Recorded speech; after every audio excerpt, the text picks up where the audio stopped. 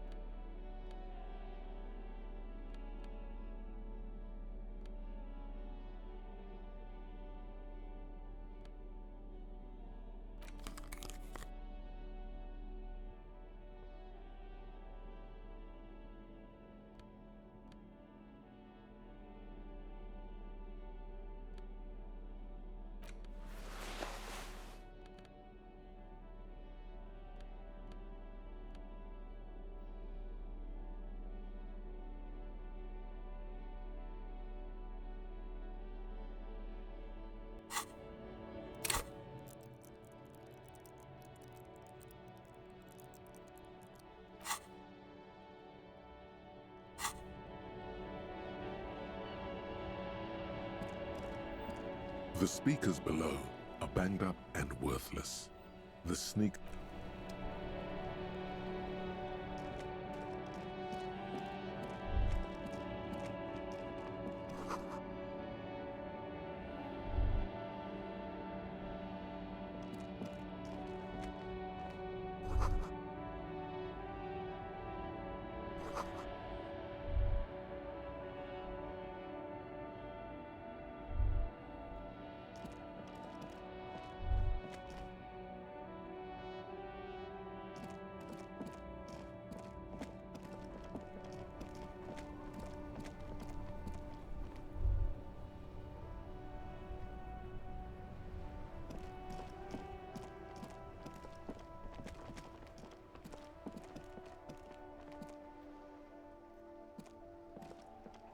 The dented yellow mailbox greets you with its graffito, bullet holes, and an RCM sticker.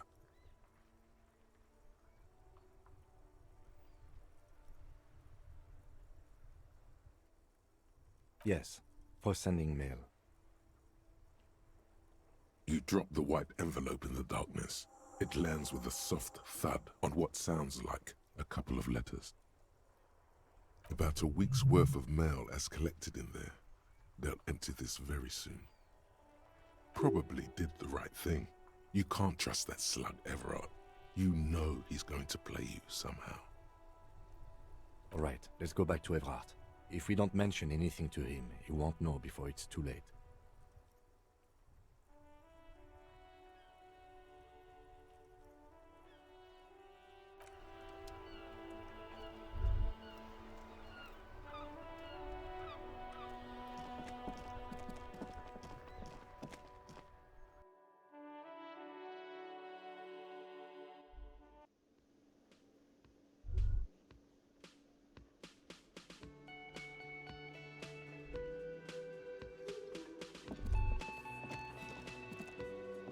Wait, no.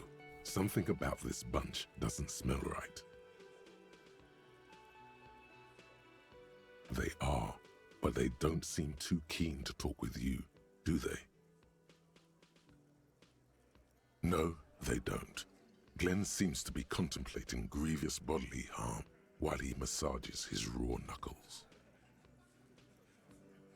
In the far back, Eugene is doing his best to ignore you.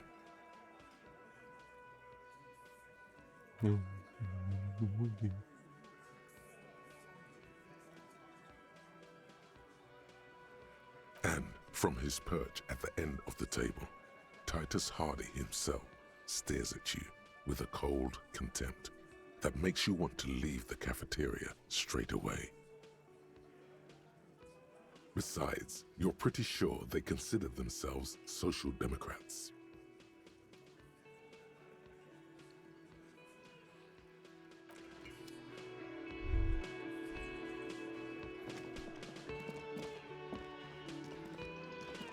It's great to see you again, officer. My wife can't wait to thank you. Go on, talk to her.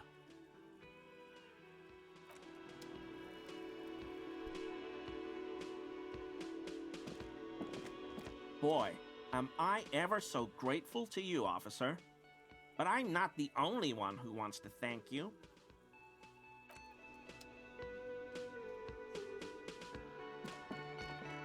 Oh, sweetie, I don't even know how to thank you for finding my husband and helping him out. I hope we haven't been too much trouble for you.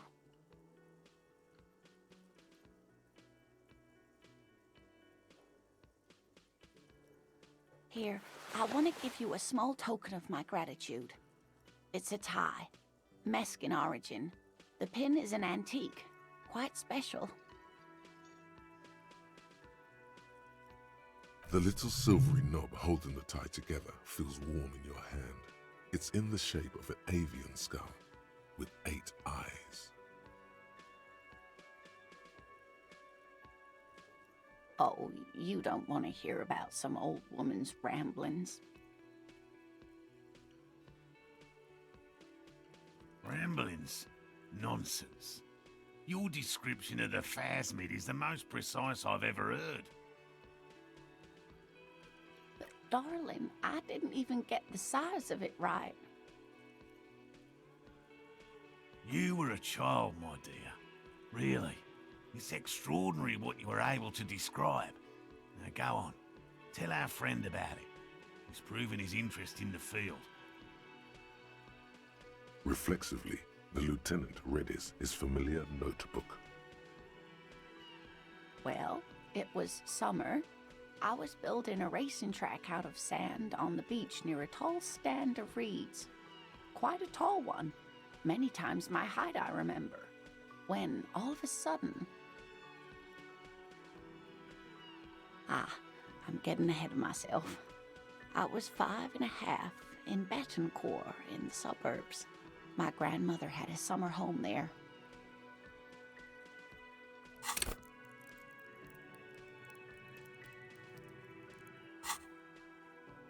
She'd just started forming memories. Real memories. Not the billowy haze of infanthood. The strangest moment of my life. I looked up and one of the reeds moved. Not like a plant, but like a living thing. It stood up and looked at me. Its body unfolded like some antique toy. I've never seen anything like it. I didn't know this can happen, so I reached my arm and touched the thing. It felt just like a stalk of reed, but it moved, swaying, towering above me. After a while, 20 seconds, a minute maybe, it left, went into the reeds. I tried, but I was only a child. There was mud and high water. I couldn't see it anymore. I was just standing there, knee-deep in mud, looking around me.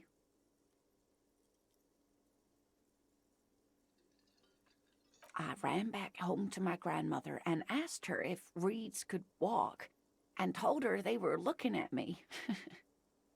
Of course, she just laughed at me, but I knew what I'd seen. For years, it was a story I told at parties when I wanted to impress boys, that sort of thing. Of course, most people just took it as a strange, amusing anecdote. So did I, honestly. But then I met Morel. We were on a date. Can you imagine? She tells me a story, and it's the most detailed report of the Insulindian phasmid I've ever heard. The sounds. She told me it hissed. It did, yes. Like reeds in a gust of wind. The way it moved, the colour, how some of its limbs were white, like marble. It matched perfectly with what I know from other accounts. It was amazing. If it weren't for Lena, I might have given up hope years ago. It's no exaggeration to say that she restored my faith in my profession.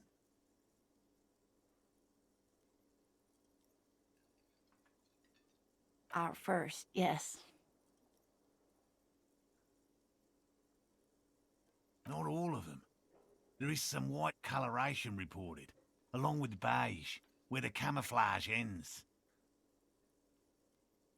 It's hard to say how big things are when you're quite small yourself. To me, it seemed to be taller than I was then, but that's probably not the case.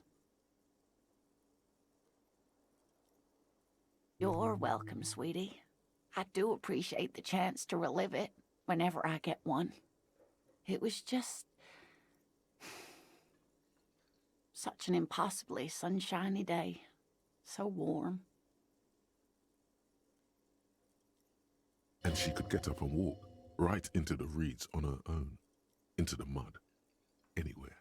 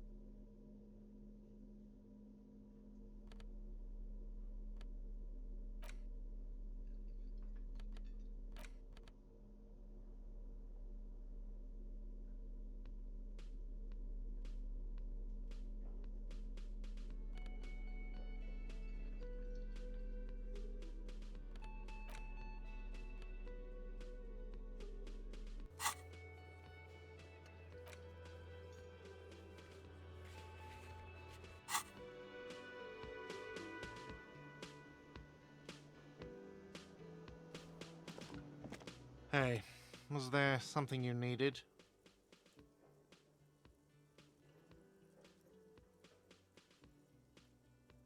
No, you don't. It's not happening.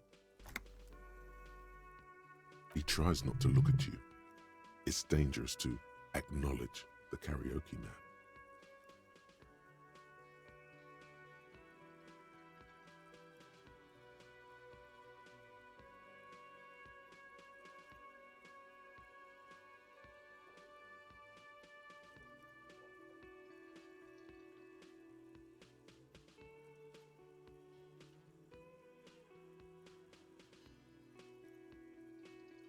The whirling doesn't need more sad style.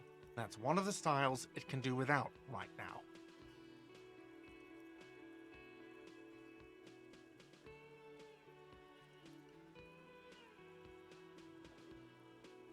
It's for no one. It's a prop. I'm not letting anyone use it after the great karaoke catastrophe of 44.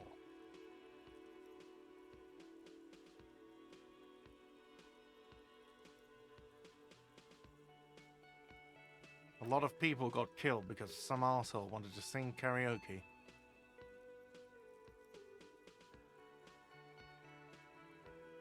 Okay, yes, it's for some clients.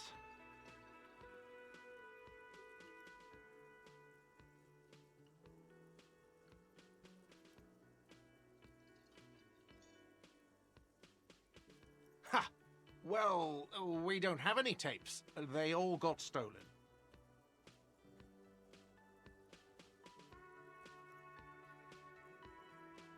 The man in the vest and the violet shirt stares at the tape you've just given him. He begins to frown, hard. This is the look of a man who's defeated. He knows he's out of excuses. Fine, fine. Climb on that stage and do your thing. Just get out of my hair. I'll plug it in for you. Damn this karaoke machine. I'm having it uninstalled, he mumbles to himself. Oh yeah, time to do the damage.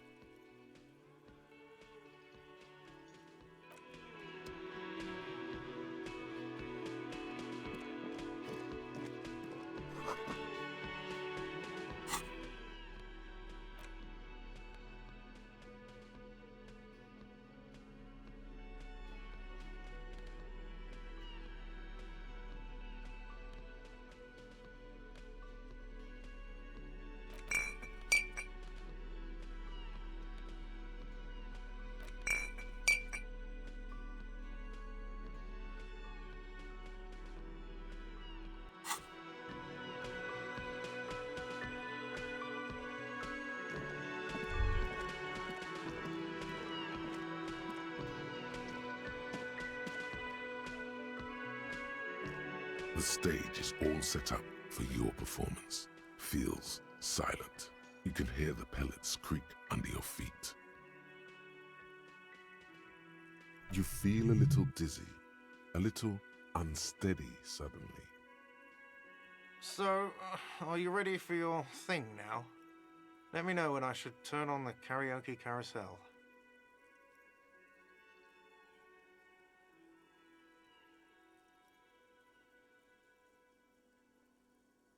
I can see that. Immediately, a loud feedback noise startles the room. You feel like an amateur. How are you supposed to hold the mic? Should you just sing into it? Where should you stand? Hands. Where do you put your hands?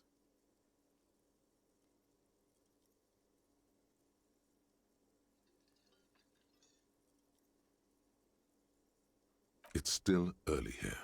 Faint daylight is seeping into the dining hall. All the tables have been wiped pristine clean for the customers to come. Someone's making coffee in the kitchen, but aside from that, no one's really around yet. It would be a much better idea to perform in the evening, no?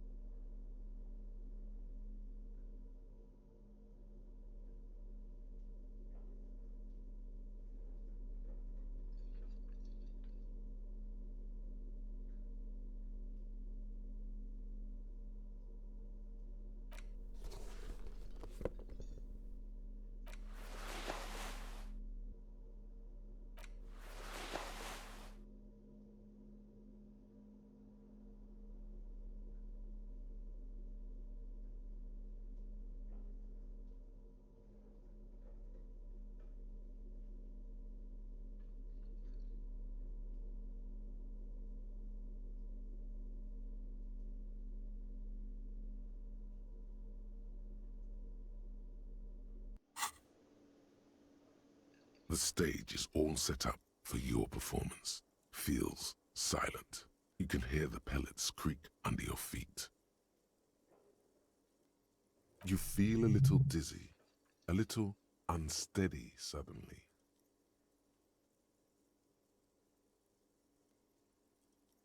So, are you ready for your thing now? Let me know when I should turn on the karaoke carousel.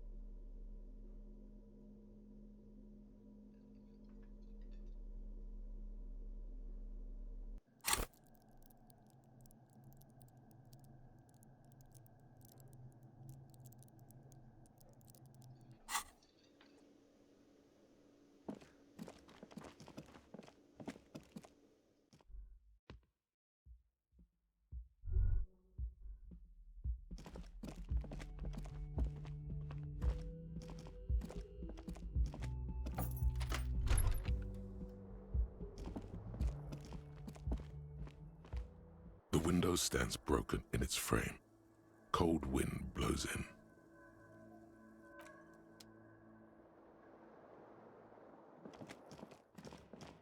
A mirror hangs on the bathroom wall. It's barely covered in steam anymore. You see your face, such as it is, a regular, clean-shaven police officer.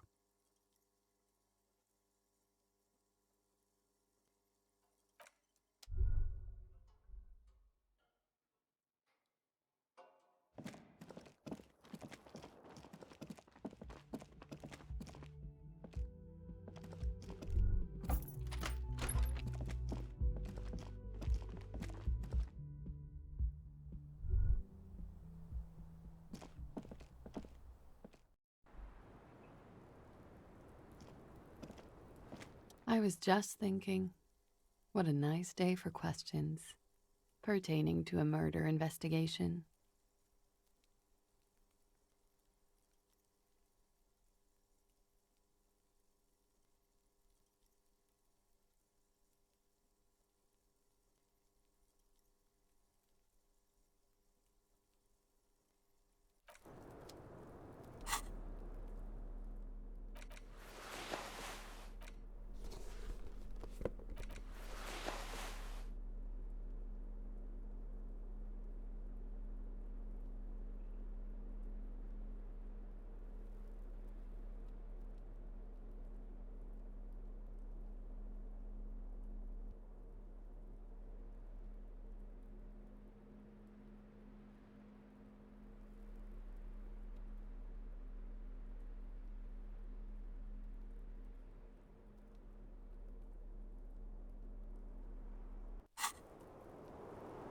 I was just thinking, what a nice day for questions pertaining to a murder investigation.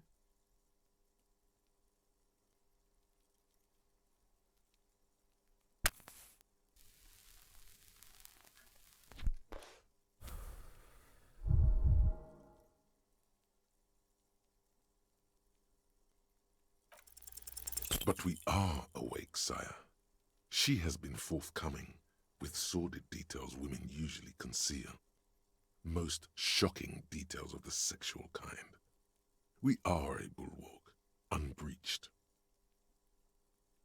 If you have doubts, just give us one example of deceit. Just one, and we will gladly change our minds.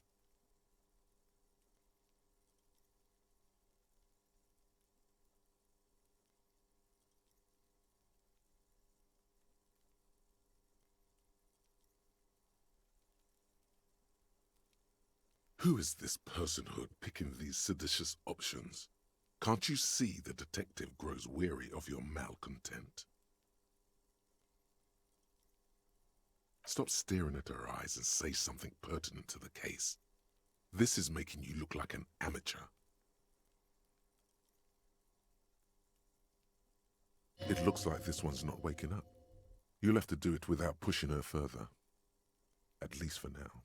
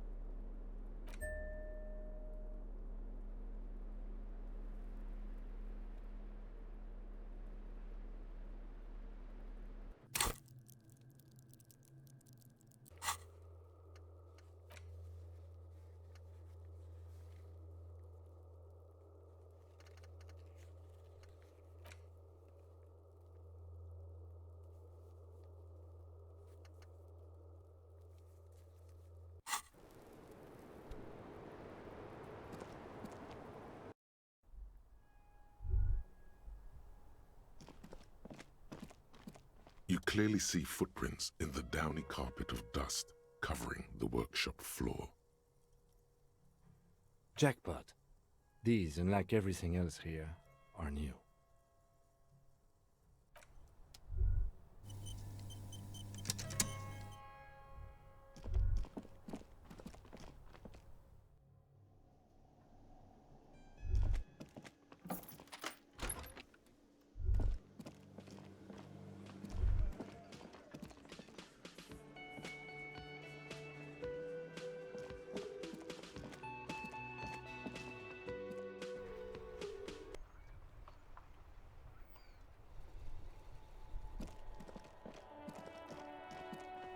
The tracks are as they have ever been, a bit more worn perhaps. Fortunately, the street sweeper still hasn't noticed their presence.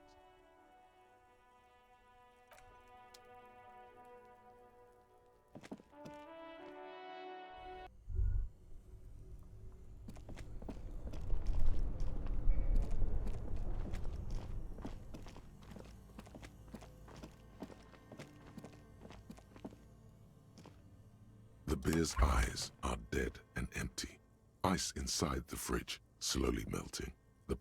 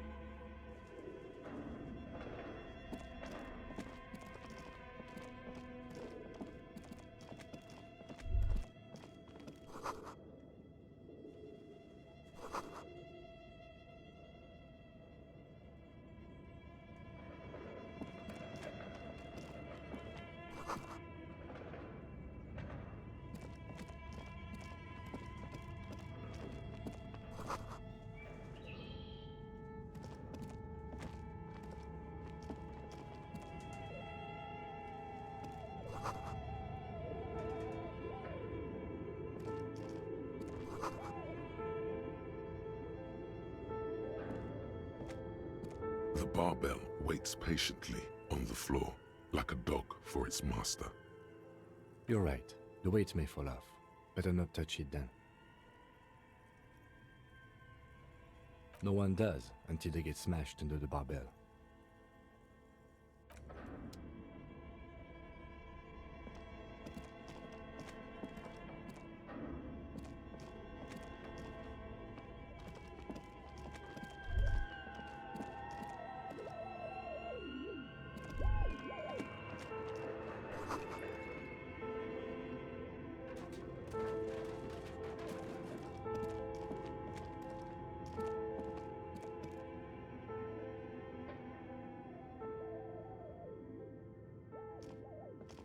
A dusty radio computer sleeps on its wired frame, forgotten and unused. Its keyboard has a rectangular on-off button. A piece of paper still hangs from the printer. Another radio computer. Just sitting here without anyone inside. What he means is that these things cost money. Why would anyone just leave it behind? This is the Ream Civic radio computer, model RC5120, equipped with a Feld mainframe and a Ream-compatible printer. It's your call. You're in charge of this expedition, officer. Of course you should turn it on. Don't you want to know what's on the filament? The machine lights up like some prehistoric animal stirring from its slumber, revealing fluorescent play and print keys on the keyboard. The hatch on the machine's central compartment is wide open.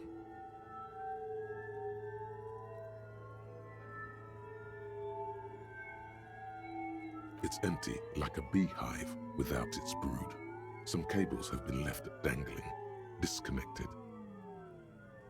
The filament you have would fit perfectly inside the compartment.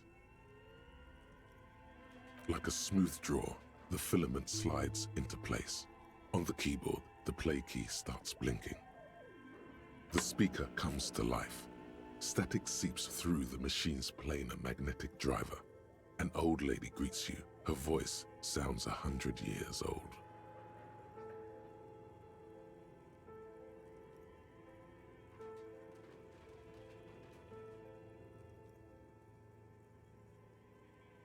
Good morning.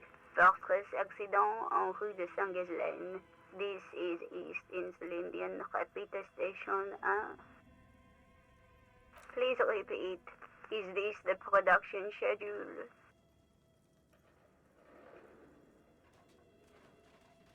Good, thank you. Please repeat. Is this the production schedule? Good. Please repeat the password.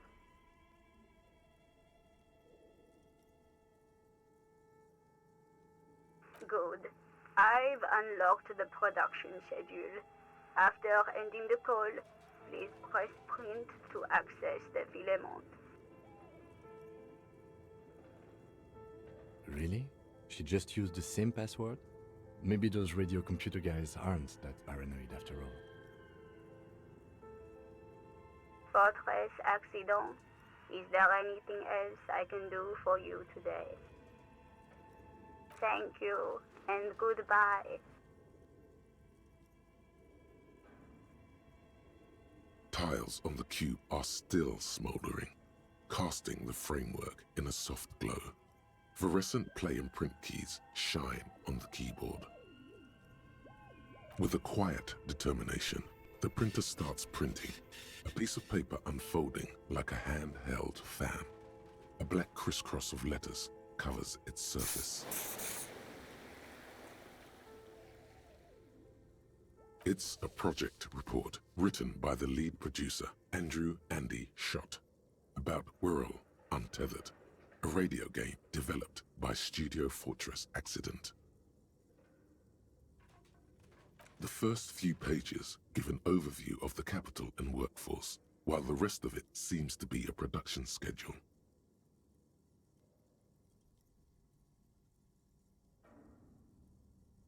In its short time of existence, Fortress Accident SCA managed to burn through truly insane amounts of money. The first tranche of seed financing brought in 150,000 Riyal, but then came the delays. Eventually, the damage reached 400,000 Riyal, with only half of the game finished. Let's just say it was a real adventure for their Igaunian investor.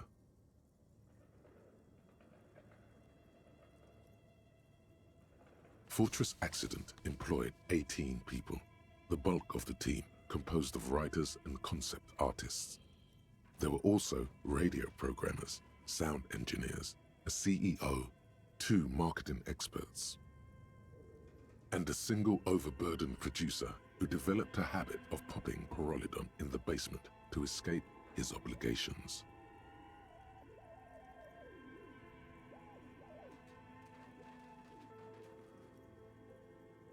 The production schedule depicts their glorious descent into bankruptcy. It was impossible not to fail. The project was too large, and no amount of money could satiate the ever-expanding ambitions of the development team. They tried to make a 4 million Riyal game with 400,000 in their bank account. They thought they could bridge the gap with pure willpower and imagination. They couldn't.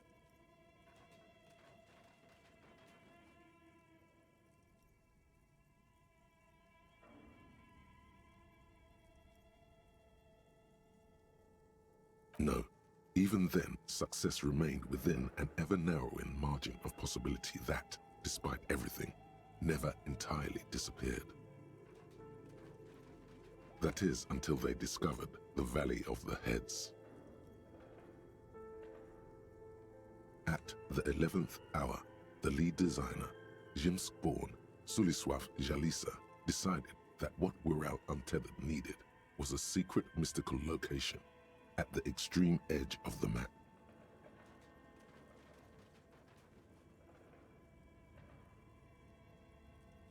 This place was to be the Valley of the Heads, where the heads of all the headless constructs could be found. The player would have been able to choose a head for their headless party member, and each head would have been voiced on air by a professional actor.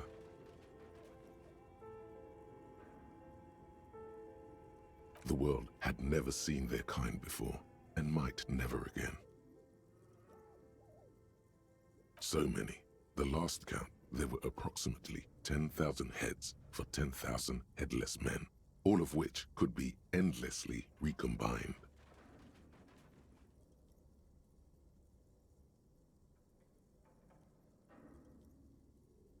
Do you really want to know?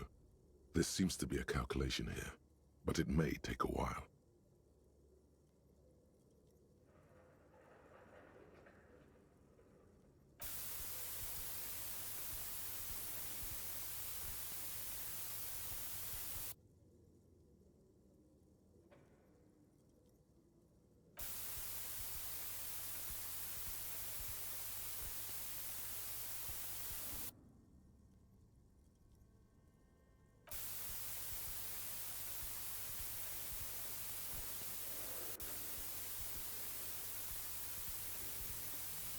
The lieutenant taps his foot impatiently, his arms folded tight against his chest.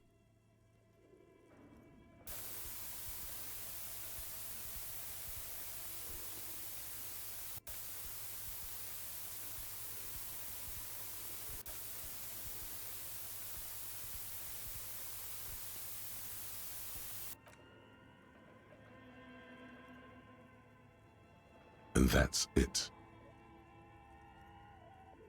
Well, yeah, that and the catastrophic data loss. On the nature of the data loss, there's ominously little information in the production log. It comes at the very end, where things get fuzzy and dark, where tables and numbers seem to vanish into an eerie nothingness, before the Igaunian investors pulled the plug. What is clear is that one day, an unidentified numeric anomaly occurred on the East Insulindian lintel front, just as the Wirral Untethered project was being compiled that day.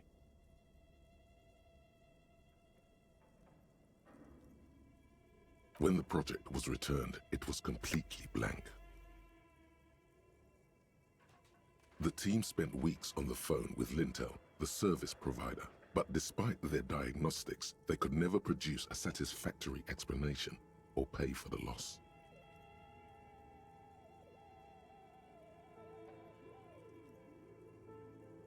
Always read the terms of service. Mysteriously enough, it seems that the off-site copy happened to be on-site when the catastrophic data loss occurred.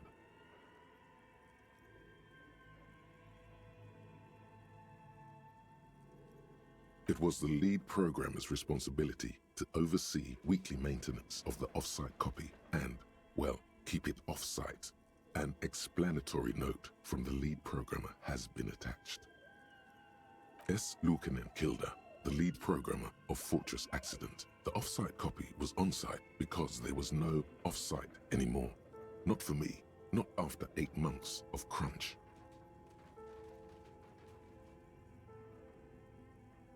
I didn't have a home anymore, so I started keeping it in the basement in the ice bear refrigerator near where I went to sleep. It was perfectly safe there. The temperature conditions were optimal.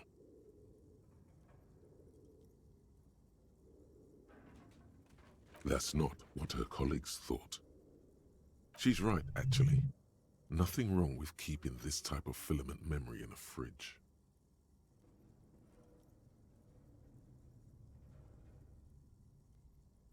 The production schedule ends with a few random notes that seem to be added sometime later.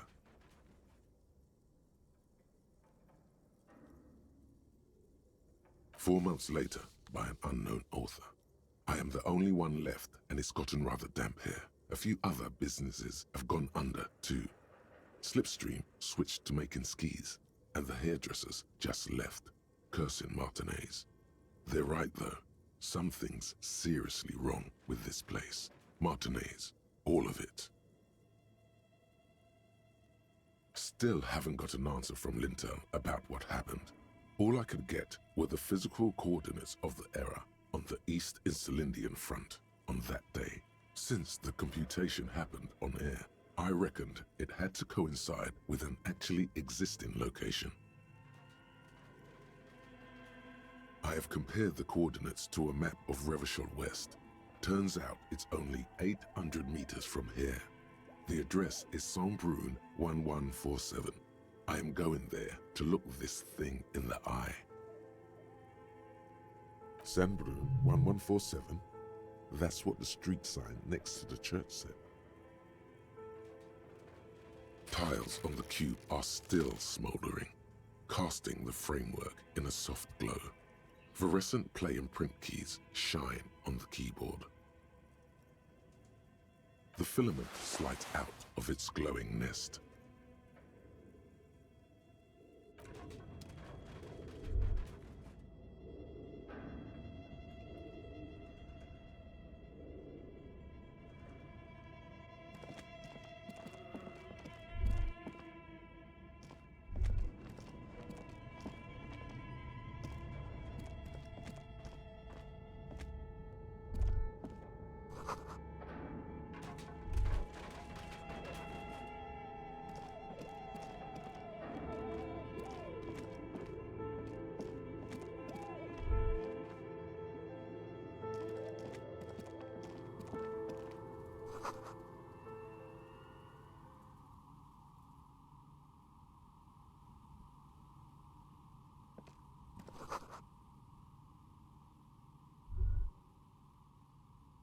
Oh, it's you again.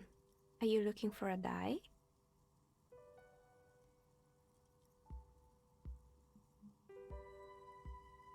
More or less. Are you interested in anyone specific?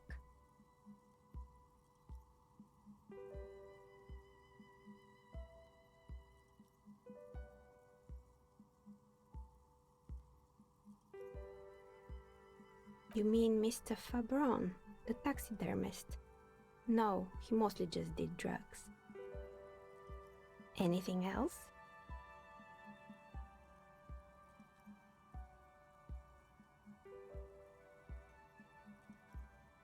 They were made by a company called Slipstream. After they pivoted from making rotor blades to skis, their chief executive took off on a vacation with all their money. Honestly, I think it's quite funny. I think he's still sending out holiday transmissions from Tulula or Tiumotiri or Hashtkor or wherever he is.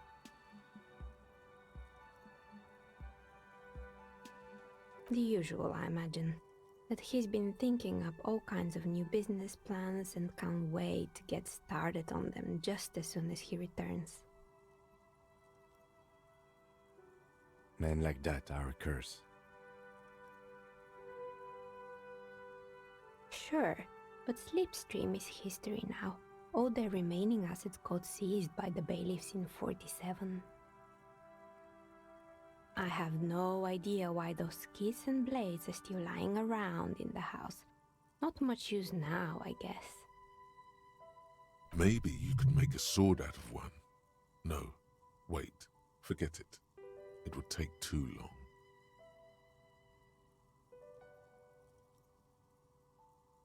Fortress Accident, the radio game studio.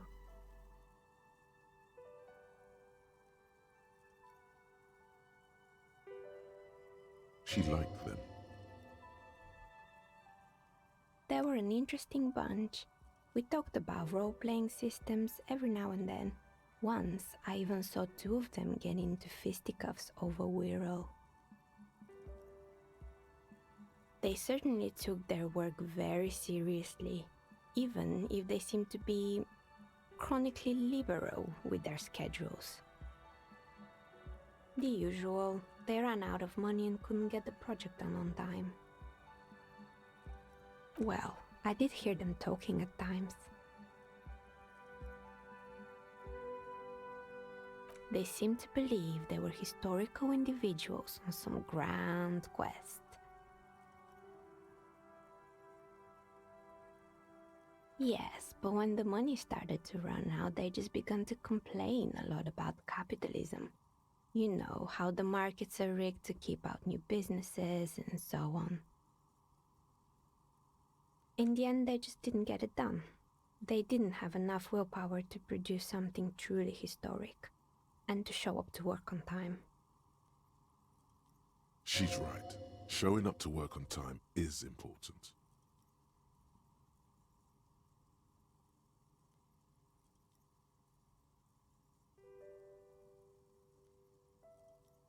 Not the wisest decision. You would have lost all your savings. The result is 1 on a 20-sided die. The dice is black and filled with little silvery flakes, like snowfall. Anything else?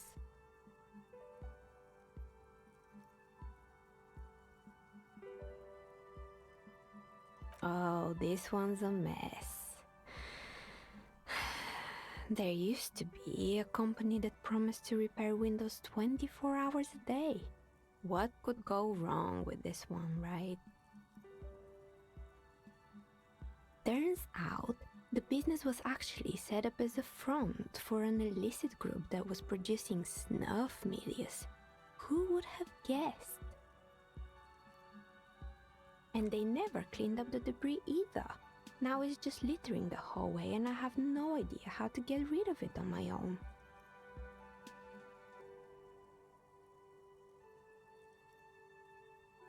It's a Sub Rosa radio station that broadcasts real murders with real victims. Some people pay good money to get off on it. Don't worry, the ICP has a separate division that deals exclusively with unlicensed sub-roses. This isn't our problem. Good luck with that. It's not easy catching those perpetrators.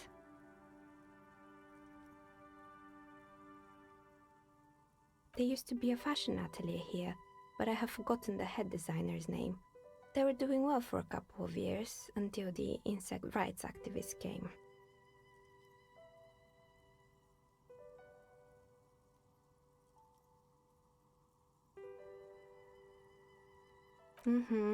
The atelier produced a certain collection that used chitin among the materials.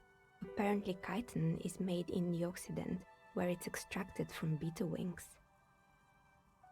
And you know how all kinds of political movements are big in the Occident.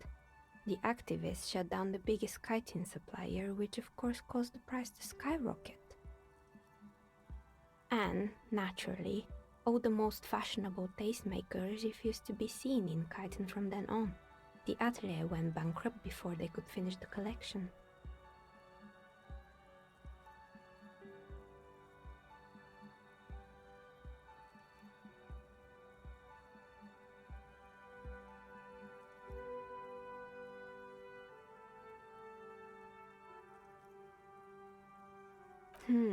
Really? Anyway. Poor guy. Suddenly, you get a feeling that insects are important to the case somehow. It's hard to say why. Good. I hope it clarified things a bit. What else? Of course. Tell me what you have in mind.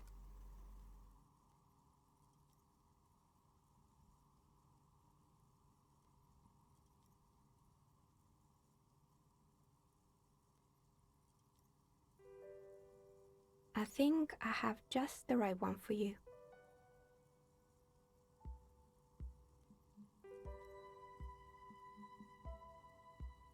You're a police officer, right? Here, catch. They're a gift from me.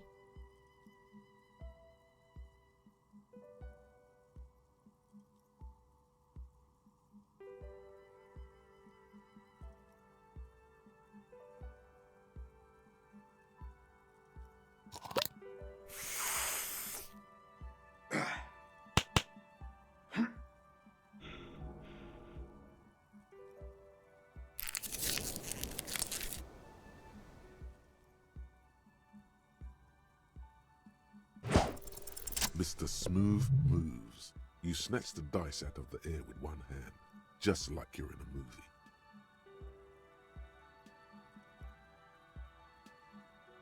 Oh, what are the odds? The red one is made of bloodstone with a lapis lazuli inlay, and the blue one is the inverse. I believe these dice are your lucky charm, officer. She winked back at you. Can you believe it? You truly are Mr. Smooth Moves. You'll definitely need luck in martinaise. Was there anything else? How did I become one? It was a business decision. I was a regular jeweler at first, but that's an unfocused field with too much competition. Some of my friends were role players. They asked me to make some polyhedral dice out of cobalt. That was my first order.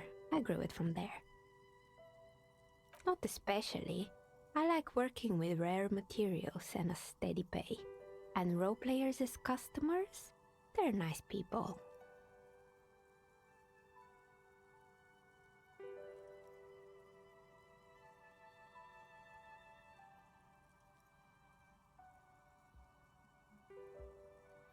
She's thankful for the security they provide her.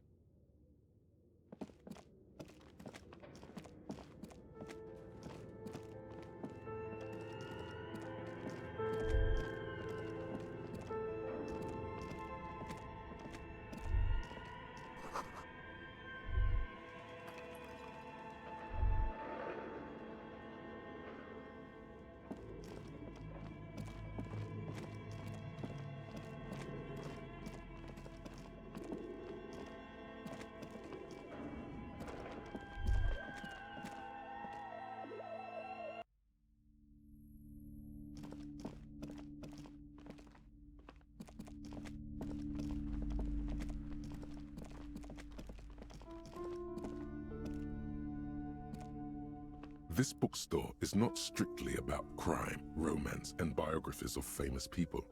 There's also a wide range of paranatural literature.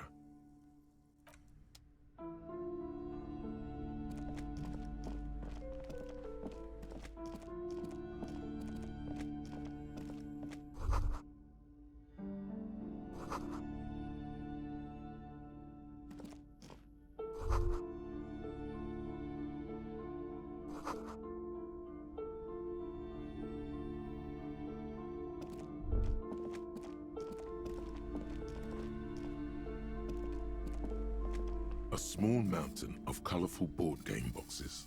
There are numerous types of games for all ages. A lot of shelf space seems to be taken up by Wirral-related merchandise. An endless variety of source books, lore books, and codices litter the table. The topmost book is titled Welkin Compendium, 2nd edition. There's also a large hardbound tome with intricate cover art, The Hunters of Catawak, Boreal Creature Compendium, and a Pick-Your-Path adventure game book titled Tales of Wirral, Cavern of Velkrag. There's a box that says Wirral, 3rd edition Mega Setting Supplements Module. The side panel notes, a fantastique adventure board game, new maps and miniatures. A sticker on it displays 25 real. Nonsense for anemic Beano-clods.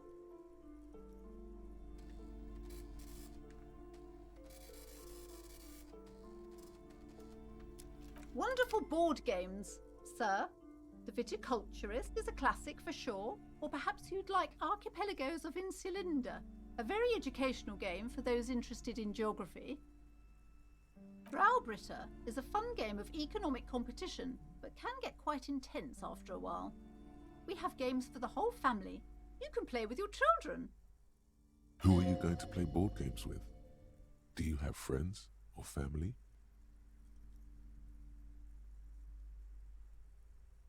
Are you actually friends, or just colleagues thrown together by circumstance?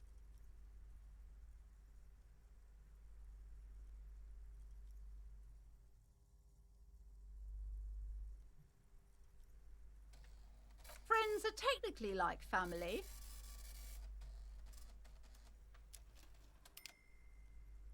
For playing with friends, I'd recommend Suzerainty.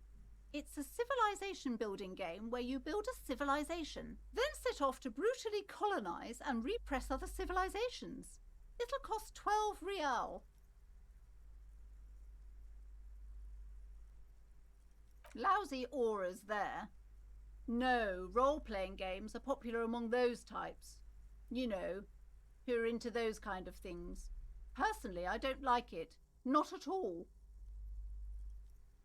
I've heard they turn people into occult enthusiasts. That they have rituals where they try to summon entities. Highly immoral stuff. You can still buy them, though.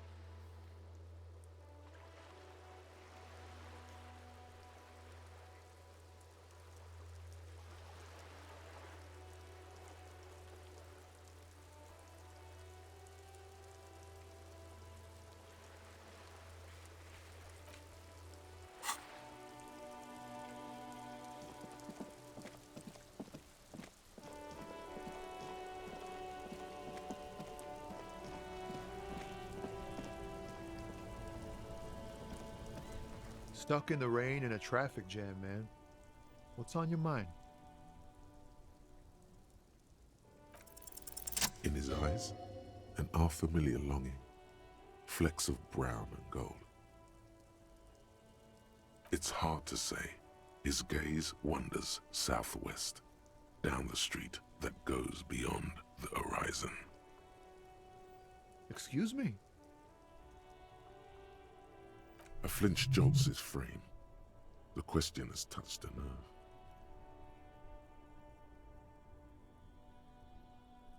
Man, I don't know what to say.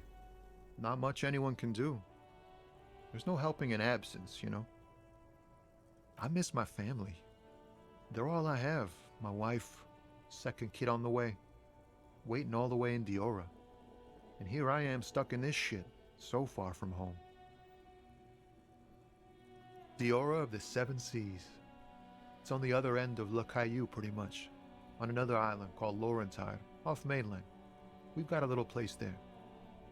Can almost hear my kid laugh when it snows. What's it like? Good. And bad. An ache that brings you joy. I think of them a lot. I dream up these silly scenarios in great detail of living with them. It comforts me. What about you, Cop Man? You missing someone? Is that what it is? This feeling? No, it's scarier than that. You're pursued by a hunter, smelling of apricots and sorrow, and the past. I feel for you, my friend. It's bad enough to know who you miss. Missing like that doesn't feel like it has much of an upside. But, thanks for this. It's nice to talk to someone, and I know it wasn't easy to ask. I hope you find your way through your own troubles.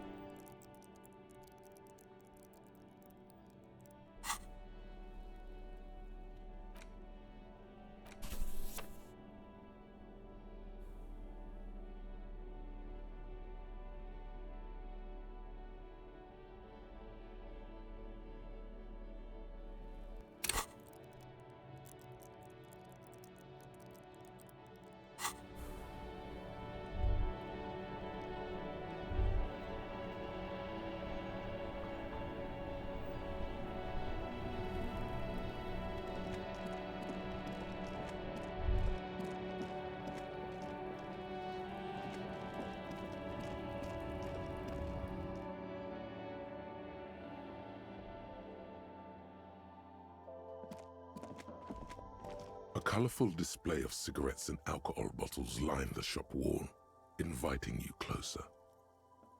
Again, I'm obliged to inform you that both alcohol and cigarettes damage your health.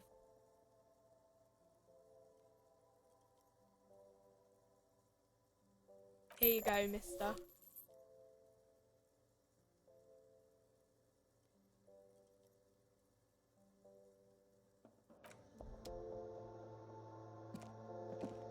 A small cabinet on the wall is filled with various medicine bottles, nasal sprays, and blister packs. They all bear the Saint-Baptiste Pharmaceutics logo. Okay, here. I hope Saint Baptiste makes you feel better or something.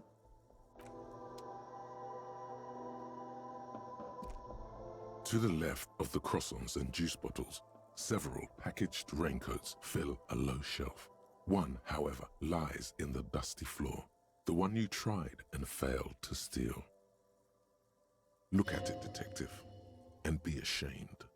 Until you make it right by legally purchasing that raincoat, I'll make sure you feel guilty every time you see it.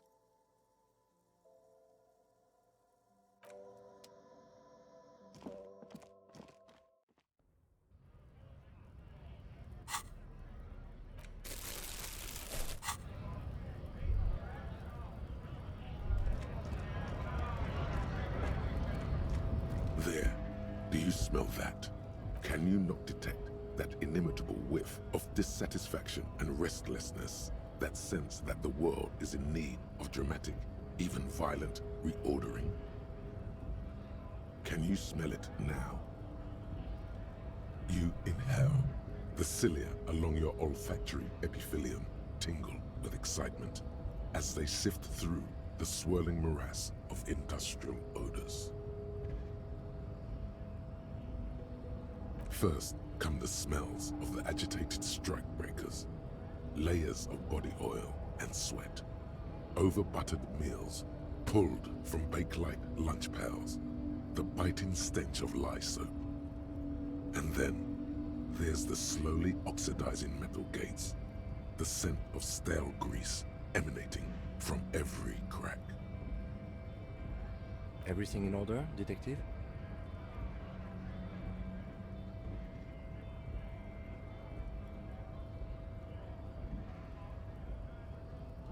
A personal errand?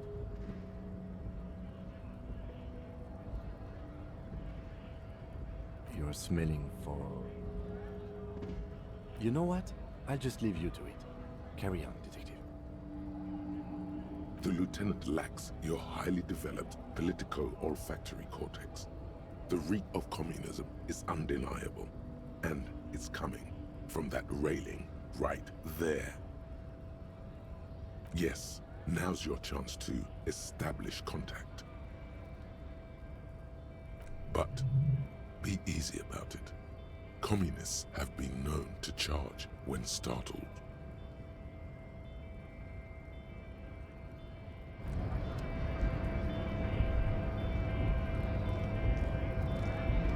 Hola, Wandering Man. How can I help you?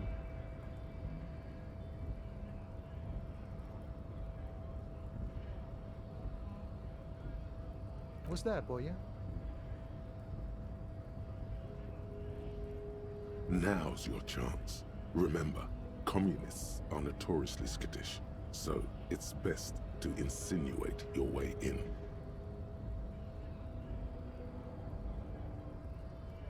Hold on. This isn't a man who goes in for subterfuge. He prefers someone who'll look him in the eye and say exactly what's on his mind.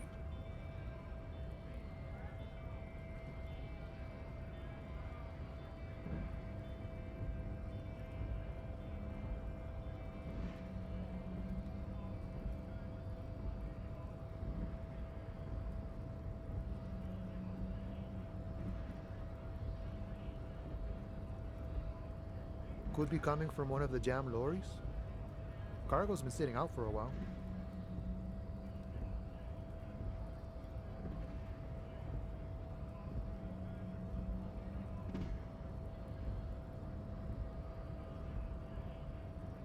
Don't think I've ever met a Kras personally. Then again, I've never been to Grad. Okay, maybe it's time to abandon the subtle approach. It was a foolish approach to begin with.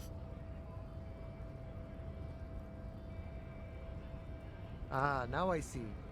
Can't say I'm surprised. You seem to take your communism seriously. Not a bad thing, mind you. It's good for a man to take time to think about the whole socio-political world picture. Oh, he certainly likes to take his time with things, especially when politics are at issue.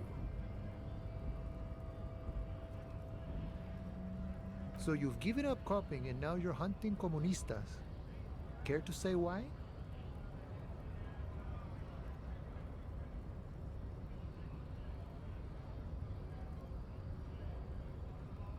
A fellow plains roamer in search of greater understanding.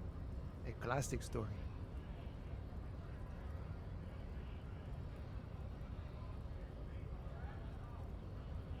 I wish I could help. Unfortunately, I don't know many comunistas.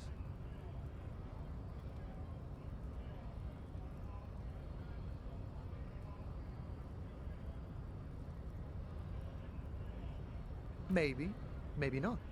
Either way, I'm not institutional. A man's got to blaze his own trail, in my book.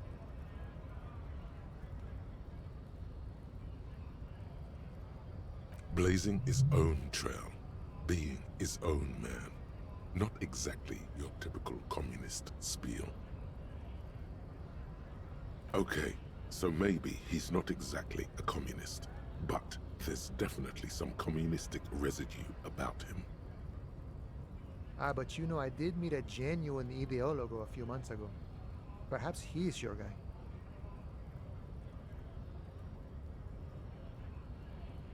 You know, a guy with a theory. Someone who likes to pit his theory against other theories in deadly theory combat. It was late one night as I was leaving the arbor. He was waiting on the corner in a bright white jacket, classic Sarameritian style. He asked me for a light. We shared cigarettes. Then he asked me if I ever thought about getting into some of the extra physical branches of communism.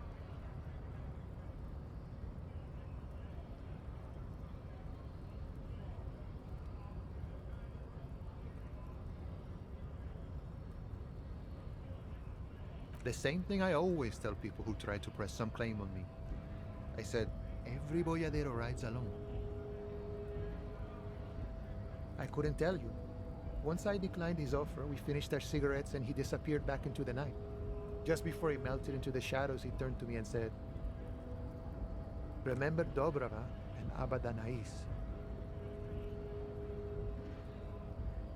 And then he was gone. I don't know. Guess not everyone remembers. Been wondering about that myself. Some comunista inside talk could be. Not meant for the wider public. They love that kind of thing. You'd have to ask someone who knows this ideologo personally. I have to say though, it sounds like you found yourselves a proper hunt. The man whispers a jaunty tune. A coastal breeze ruffles his hair.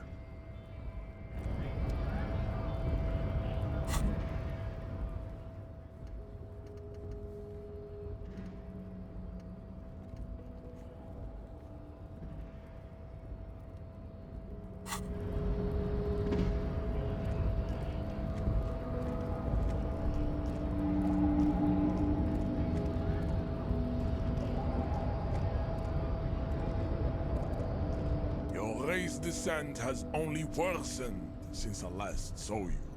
You have really let yourself go.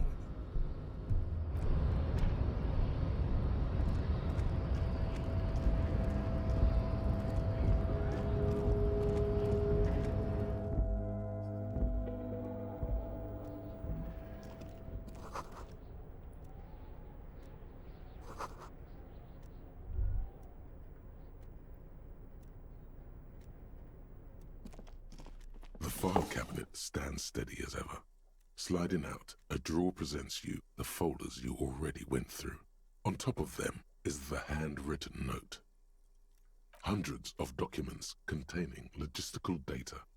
Two kinds of transactions stand out. Materials coming into Revachol from the outside world, from Muindi, Grad, and even Ilmara.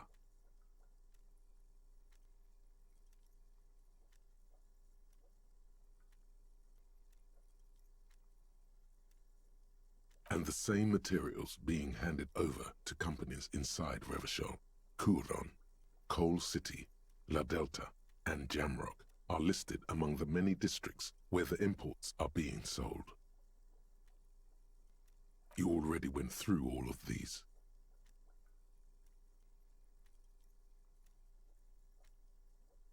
The drawer slides shut smoothly.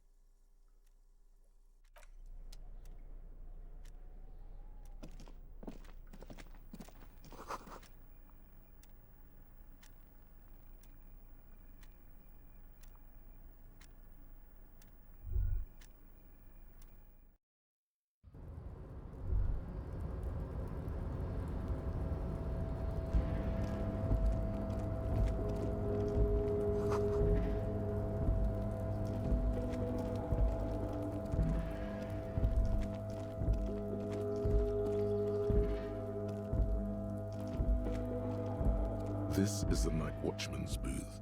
The name on the door reads, René Arnaud. If you must. But please hurry. We are pretty easy to spot up here. Nothing incriminating catches your eye. The cabinets are clean and their sparse contents meticulously organized. There's a framed photograph on the table.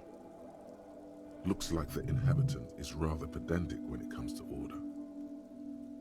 It's a black and white photo of a young couple out in a street fair. The man, Rene, is dressed in a Royal Carabinier uniform. The girl is young and very pretty. She is smiling playfully at the camera. Rene looks like he's about to smile. This photo must be tied to some good memories. Why did you take that picture of René?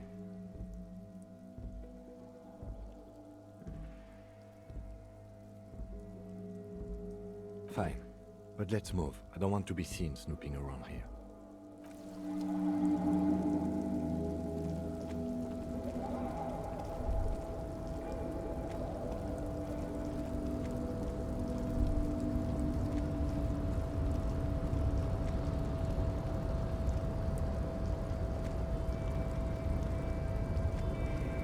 You're back before the cargo container. Its draw has not lessened since you were last here. If anything, it seems to have grown slightly.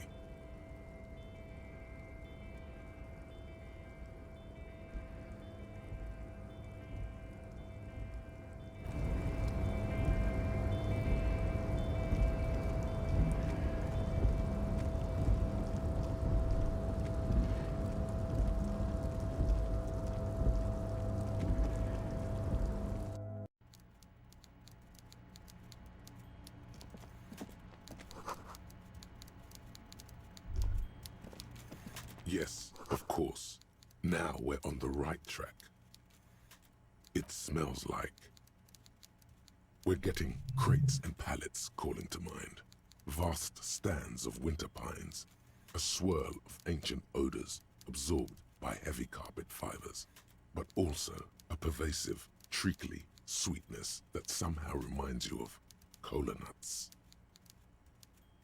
The whole place could probably use a good deep cleaning. You think? Well, smelling much communism around the Union Boss's office? Meanwhile, Everard Clare clatters away on his typewriter, willfully indifferent to your presence.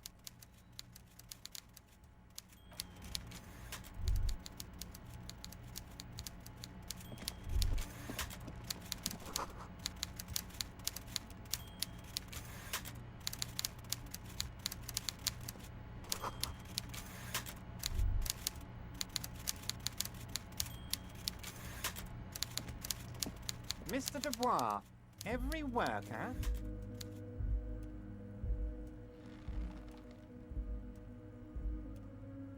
Eh?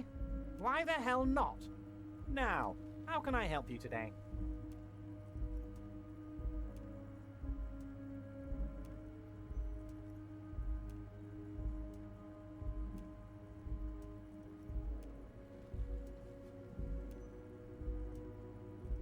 The Golden Boy returns once more.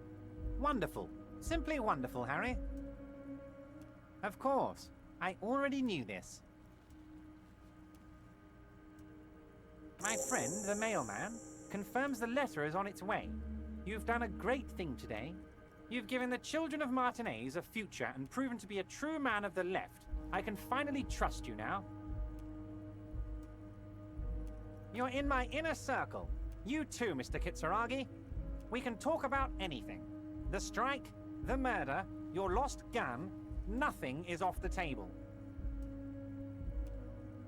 See, forging that signature really paid off.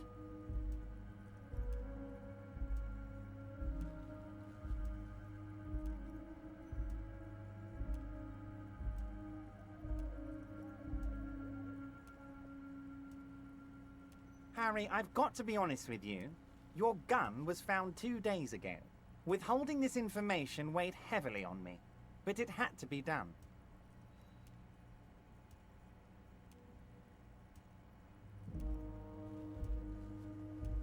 An old woman has it, and let me tell you, Harry, word on the street is she's a character, so watch out. This must be the woman who bought the gun from Roy. The one he described as terrifying. Yes, the same one. I see you've done your research. The pawn shop made the gun easy to track. Crazy stuff, Harry. Selling your gun like that? Wild. Anyway, the neighbors of this old woman contacted my men because they trust me and the Debarders Union. Apparently, she was waving it around at the entrance to her building. Waving the gun around doesn't sound good. None of this does. As I said, she's a character. I didn't have time for details. It sounds like she's unstable, but don't worry. No one got hurt. It sounds like a very disturbed and desperate individual. Unstable is good, actually. She will be easier to disarm. No, wait. Actually, unstable is pretty bad. Unfortunately, I don't know anymore. You're gonna have to go in blind, Harry. But she's an old lady. How dangerous can she possibly be? Oh, and she calls herself the Pigs. There it is again. The Pigs. Like Roy said, not good at all. I, for one, find it refreshing. Finally, someone calls themselves a pig. I already have. Tonight, starting 10 o'clock, near the old fish market on the coast. The one on the boardwalk, a little past the fishing village. Be careful, Harry. I would never set you up for anything dangerous, but you did ask for this. Now, back to the fun stuff. She will be there from 2200 hours till 0200 hours. More fun stuff. Seems like we already have fun stuff to do.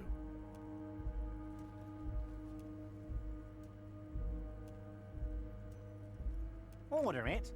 You know my men didn't kill him. They told you.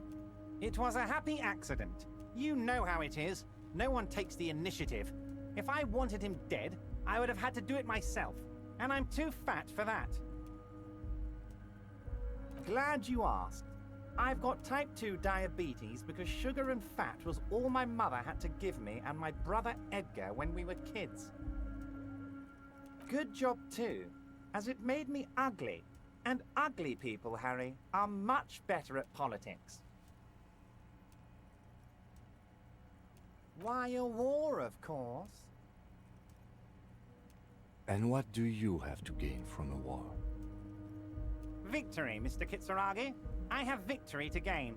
We are going to start a war with the Wild Pines group and win before they even realize there is a war. Harry, we outnumber them 1,500 to 1, and that's just martinaise. With all the unions in Revachol, and with public opinion on our side, we can hold off 2 men, or 15 men, or even 50 men. The more they send, the worse it's going to look for them. They made a huge mistake hiring those guys. No one likes foreign mercenaries. The leftists hate them, the fascists hate them, even the moralists think they're in bad taste.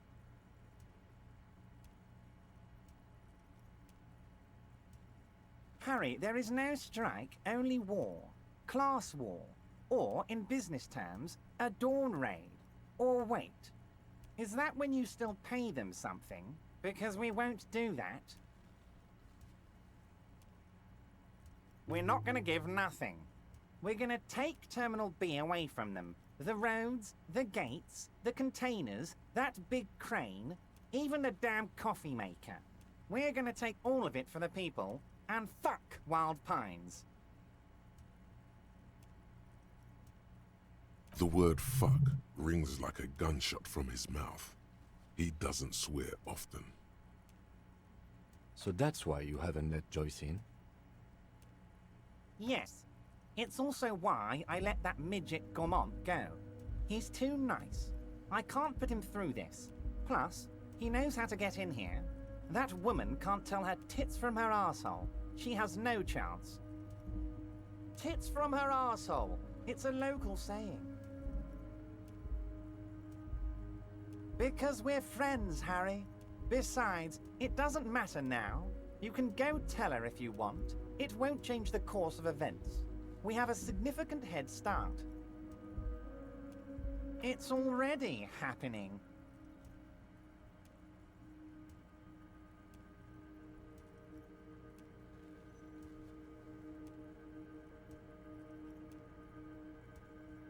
Oh, you mean what sort of goods are going to be flowing through?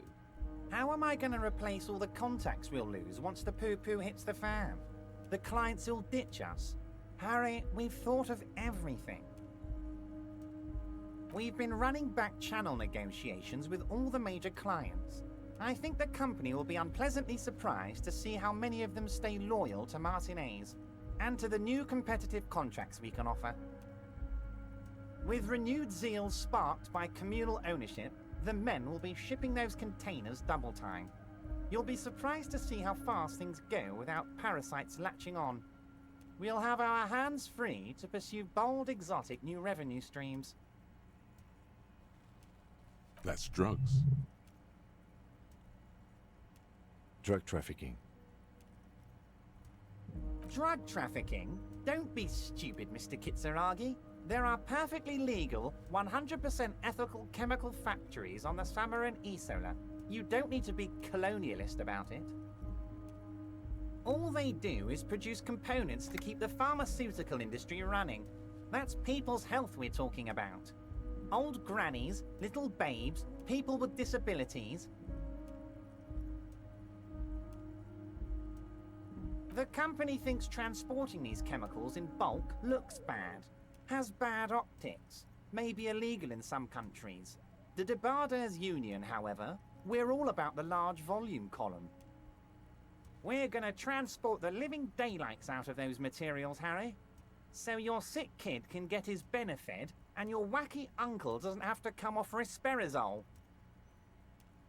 And the kids on the street can get speed and pyrrolidone. I'm an old-fashioned guy, Mr. Kitsuragi. I sometimes grab a beer with the boys, but I have no idea about the things you just mentioned. But if I were to supply ingredients for some sort of rainbow party, I would make sure the Union took a fantastic share, and I'd keep that stuff far away from martinaise.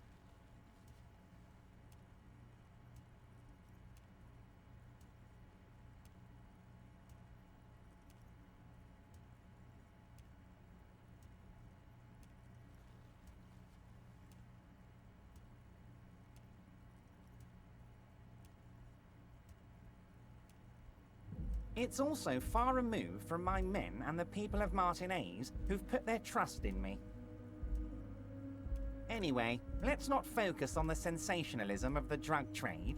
This hypothetical drug trade is all anyone ever seems to be interested in. It would only be a small part of the harbour's turnover, just like the harbour is, but a small part of martinaise. Let's look at the big picture. Martinaise as a whole. There are little girls out there with dreams of making music. Young mothers who want to start businesses. Models who want to walk catwalks and steel welders who want to weld steel. I'm going to unite them all into one economic body. We're going to incorporate this place to Kingdom Come. Everyone's going to be in on the wealth, and everyone's going to pull their weight. Let's keep focusing on the drug trade. He was almost admitting to it.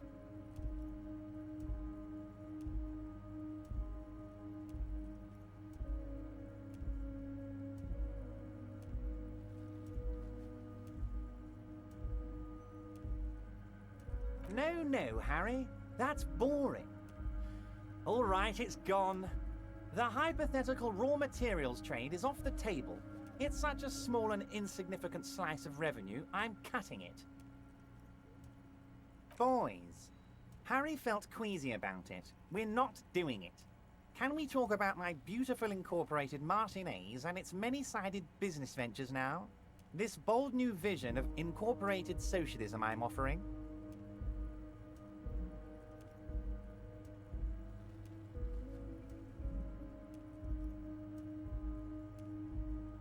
Yes, if you start thinking about it like that, the socialist municipal body sort of is like a corporation, isn't it? It uses corporate law. We're incorporated. I like to think we're using the best parts of all the ideologies here, Harry.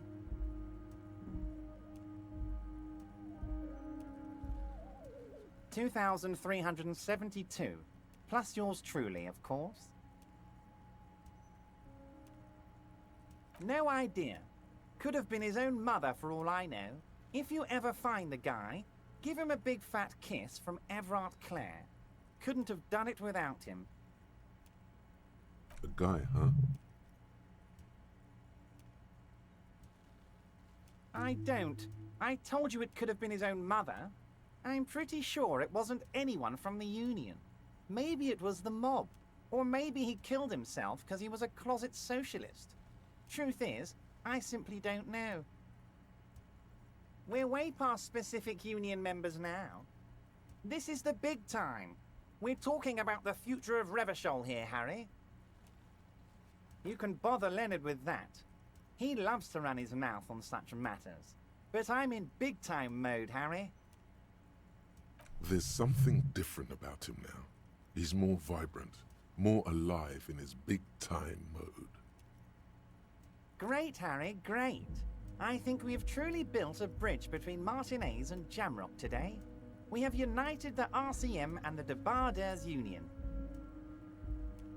This has been so great. I'm sorry we don't have more fun things to do together, but if you ever feel like bouncing something off me, my door is always open.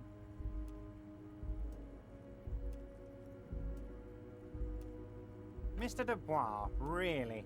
Do I look like a man who has time for underground communists? I'm as above ground as it gets. He's got you there. You've got to be 10 or 12 meters up, at least. That's all you're going to get out of him, it appears. Now, was there anything else you wish to discuss today? Ah, yes, your side investigation. Thank you. You've got some spirit clearing up phony drug accusations alongside this murder. I'll talk to the mayor and see if I can get you the key to the city, Harry. Now let's talk real business. Not even a speck of anger in his voice. That's that then.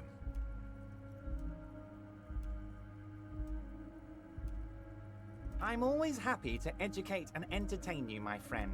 So, what's on your mind? Very nice, Harry. Is there anything else?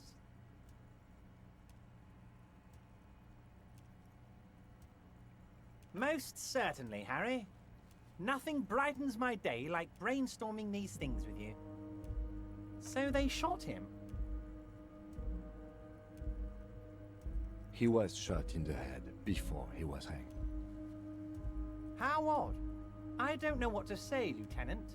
They told me they hanged him. A hanged man is what I saw when I took a look into that yard. What I do know is, the case is in safe hands. If anyone can get to the bottom of this shot and hanged man, it's my two little policemen. Godspeed, policeman. By all means, Harry, what's on your mind?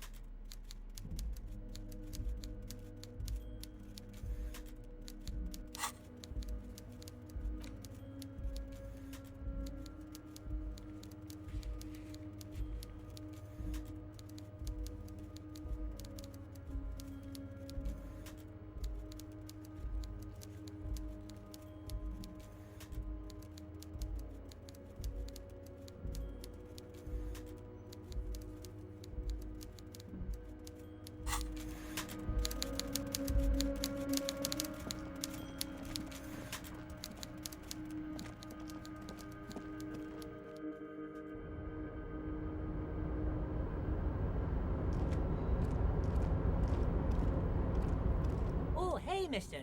I knew you'd be back to talk with old Leo here. Yes, I did. Yes, I did. It's like Lady Larice said when she opened a bathhouse in the basement of my apartment building. They can only get so far before they're aching to get back. And lots of folk really did keep coming back. Sure, mister. Absolutely. I'm always willing to help out nice fellows such as yourself. Mr. Evrat doesn't really want me to talk to people about union guys. But who did you want to talk about? He's a union man through and through. Good guy. He's very calm, laid back, doesn't do much, talks to Evrat sometimes. Honestly, I don't know what he does for us, but it must be important because everybody likes him. Yes, they do. I think that's what he does. He makes everyone feel a little better. The night guard. Ooh, he's a peculiar fellow. He's the strong, silent type, you could say. We talk all the time, but I don't really know much about him. He plays petanque with my old human studies teacher, Mr. Martin, down at the plaza. I think he's the only fellow who actually knows old Renee. They lived on the same street their entire lives. Even dated the same girl on and off for as long as I can remember. Strange fellows. Mr. Martin was always real nice to me in school. I remember once. Mr. Martin, yes. Don't really remember much about him. I was just a boy back then. Mr. Edgar is Mr. Evrat's brother. He looks a bit younger, he does. But a very smart fellow. Very smart fellow indeed. He's away on some union business. Not even in Revershaw, they say. All kinds of places he visits. Him and his brother both do when they're on a vacation. Right now, it's Mr. Everett's turn to look after the union. But last year he spent a whole winter in South Safra. Left with the first autumn rains and didn't come back before the trees were green again. The trade must have been lucrative for the trip to be so long. Oh, Titus is a longshoreman through and through. He was born on a boat, they say. His veins are probably filled with salt water, I tell you. Nice, friendly sort, old Titus is. Whoa, he's really something.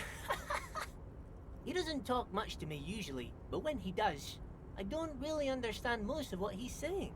Actually, I don't think he would like me running my mouth about him like that. Once he said he's a dragon to this mob fellow who came picking a fight with some union men. I think he really believes Jean-Luc was a dragon because he ran right off. Another time he almost killed another guy, but I shouldn't talk about that. I'd best not. I mean, I could, but I don't think Mr. Evrat would like it very much. You better ask him yourself, mister.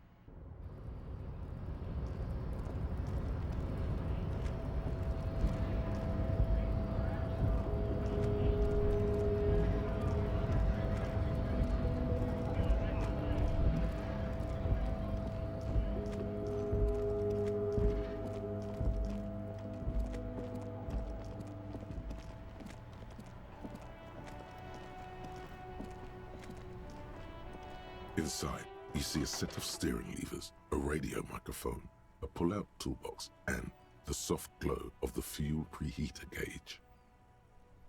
This is Precinct 57. How may I assist you?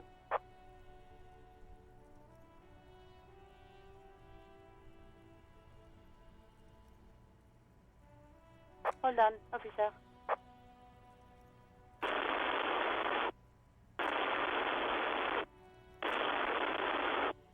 I've got Central Jamrock Public Library on the line, and I've already introduced you to their librarian. Connecting the call in 2, 1. Yes, this is Central Jamrock Public Library here. How can I help you, officer? He sounds worried, yet ready to assist. This is how people get when the police call. Billy Majon, you said. Give me a moment, I'll have to check our database.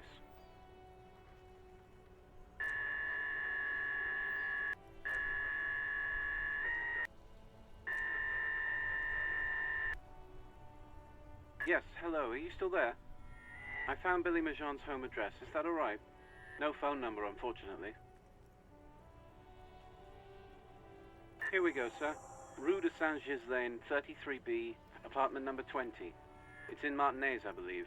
Cape Side Apartments, it says. That's all. That's where the smoker on the balcony lives, isn't it? It says here that they returned their last book just a few days ago, but I wasn't at work that day. Marie? Marie? Do you remember a reader named Billy Majon? They returned a Tybalt book the other day. Maurice, what? A woman yells. Then, yes, okay, if it was the police, she starts explaining something. Yes, it was my colleague Marie. She said that it was Billy's husband who returned the book. He also asked for this new sci-fi release, Lowe's Radio City 87, but we don't have it yet.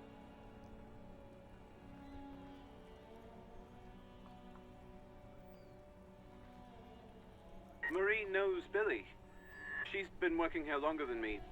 Sometimes her husband returns some books for her. And then goes for a little drink later, on the lookout. Sorry, no. Marie only knows him by sight.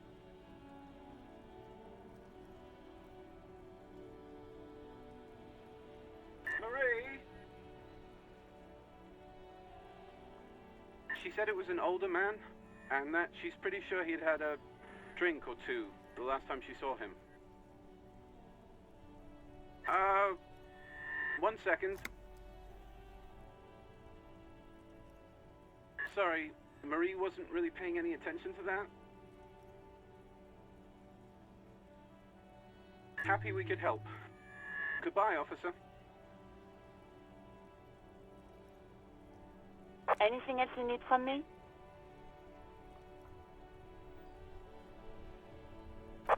Right. Please hold. 10-4, come in. Fireworker, over. 10-4, sir, glad to hear that. I'll write down that there is no need to issue a new one to you then. Over. Roger that, 10-10, over and out.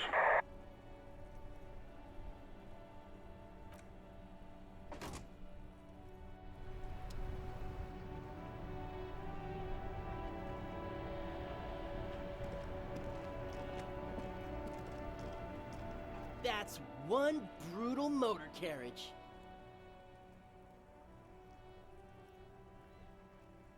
If I were a real skull now, I'd jack it, paint it in palm tree livery, then bottom light it, neon style. A snazzy shit-ripped skullmobile like this would make a fine trophy. We could, like, hang fucking shrunken heads from the side mirrors. Cops' heads. Scary tribal shit. Yeah, tribal shit. A cop carriage like this would have proper skull value. While I appreciate the interest you take in my brutal motor carriage, I have to stop you right there. The RCM takes threats directed at its property seriously.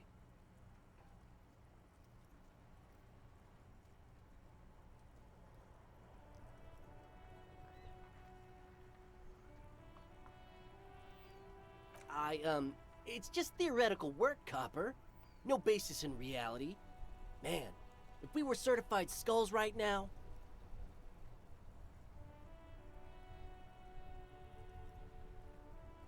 I can tell you who we're not, cop. We're not snitches or skulls.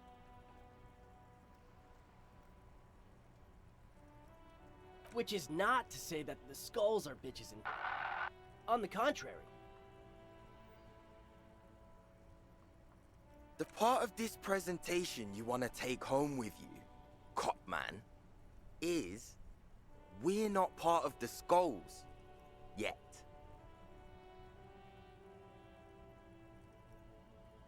You don't know? What kind of cop are you?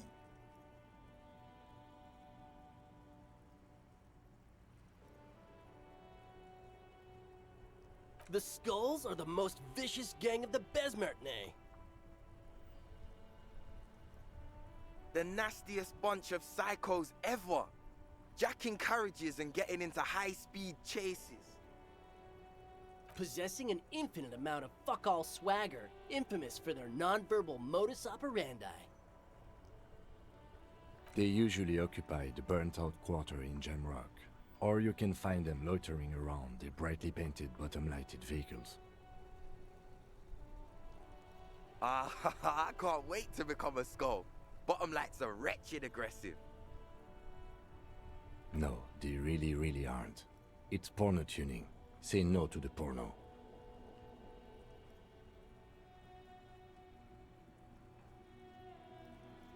Oh yeah, Cindy's a right proper skull. Yeah, a true artist of the future. Just like Arno van Eyck. By the way, if you see Cindy, give her our regards. Odd. There isn't a hint of hate in them. It's like they're piss and fuck the world out of some kind of moral obligation. The lieutenant on your left is unusually lenient toward them.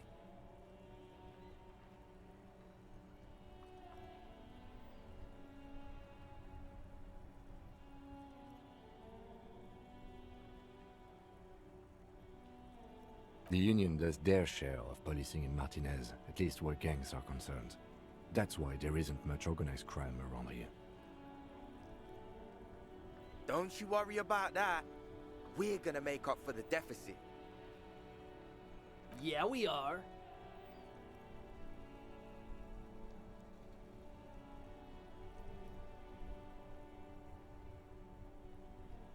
Oh man, yeah.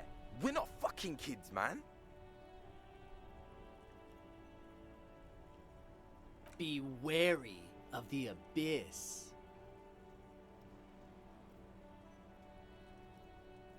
It's a threat. An impotent threat of violence.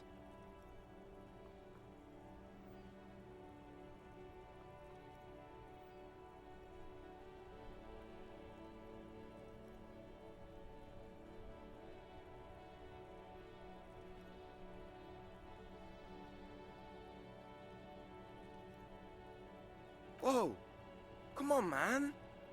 We're just talking here. Just words. Nothing wrong with that. Yeah, no need to throw your authority in our faces. You wanna talk? Let's talk, boys. Ask them. He liked how you decisively shut down a situation that could have turned into a farce. We're not franchise skulls. Well, not yet. Once we get our name out there, we'll have a chance to join them. Because we can be just as psycho and vicious. You'll see. But in a non-threatening and definitely legal way? We'll fuck the system from the inside later. Just be cool now. The damage will be tenfold. Right on, fuck. So what's happening now? Mm-hmm.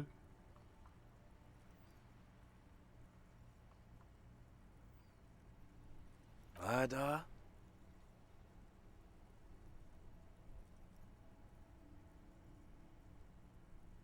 Yeah, sure. We'll gladly tell you everything we know about it. It was a man. Also, he was hanged.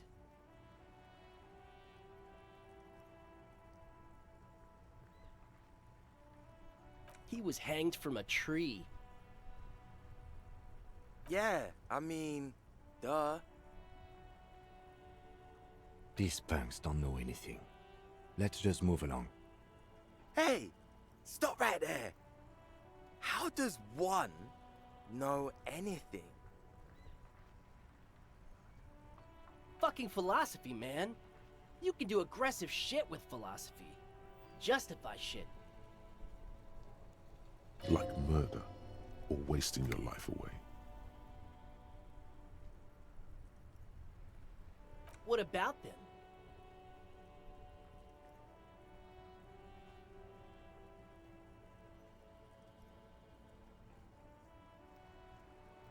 Like I said before, many men keep searching for the one, for so-called true love, which is actually just obsession masquerading as kinship. The thrill of the chase, the hollowness that fills your chest cavity after catching it. To catch a fish, you'll need to hurl the lure many times, and even then it isn't certain that you'll get anything. If you blow up the lake, though, you get more fish in a shorter time. And, for time is of the essence and fleeting ever so quickly, one must think of a way to fuck the whole world and not get caught up in fucking someone. Because when one fucks everything, he fucks nothing. And that, to me, feels glorious. Sticking your dick into the void.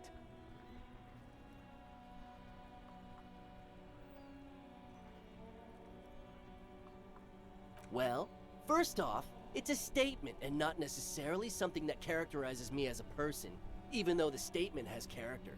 And I do like piss. The word piss epitomizes the struggle taking place in the world. Things being defined as they seem, not as they are. And, I guess, it's also about communal spirit, the future, and truly appreciating our differences. Also, you've got to admit, it catches the eye. And since the Grand Piper is slowly but steadily moving towards basing the economy on it, attention, it is imperative that the medium itself convey the message.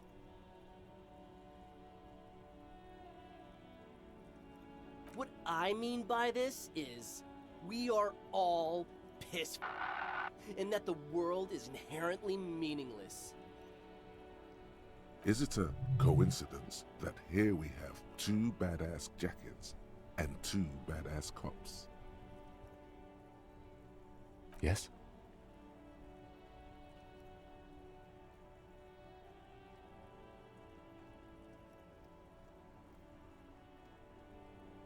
Leather jackets adorned with immature writing? The ideology they convey helps the boys justify poor choices in life and fashion. I'm not a fan.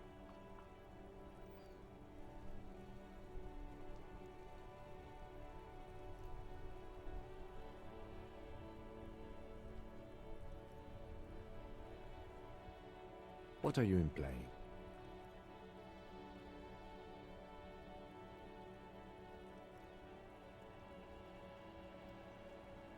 For what?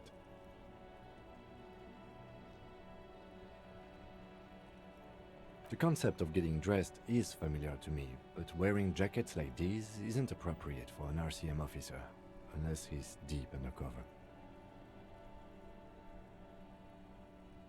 Neither. Fine, if only to end this discussion. Theoretically, if I were a juvenile delinquent, if I were to already be down that path, I think peace is the stronger of the two statements.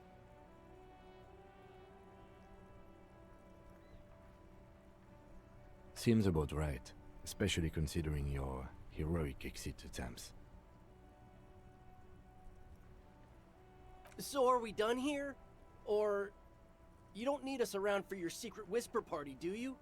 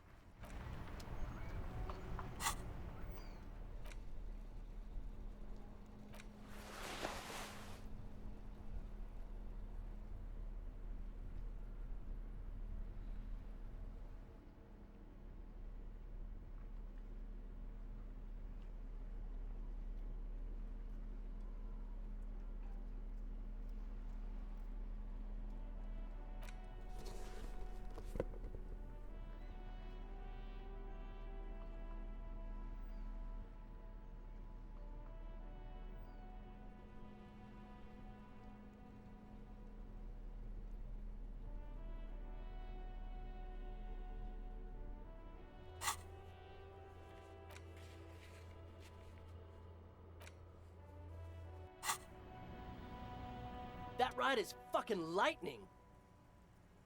Hey, piss. Look who it is. Shrunken cophead material.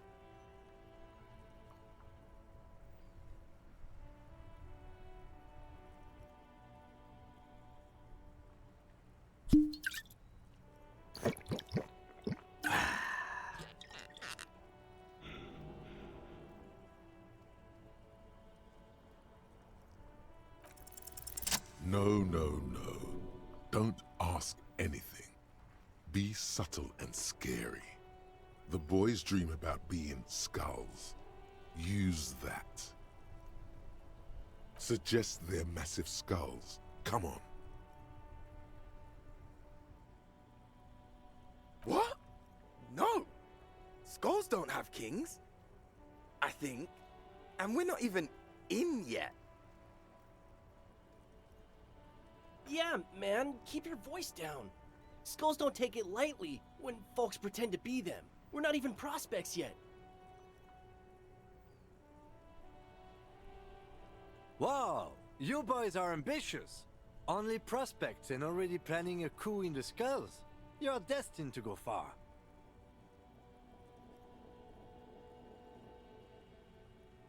He gets it.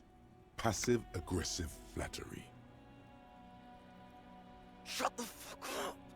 Are you trying to get us killed? Now bring it to the jackets and, yes, start shouting.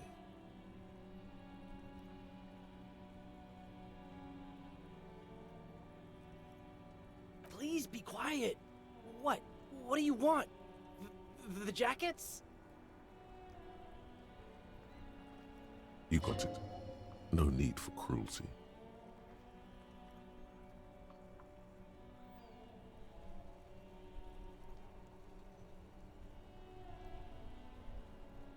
Oh, man. Okay. I get it. Skulls don't really wear slogans anyway. This was stupid.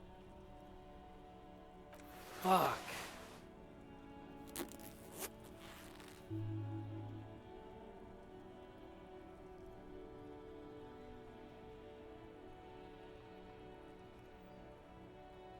The lieutenant watches the boys take their jackets off with mild amusement.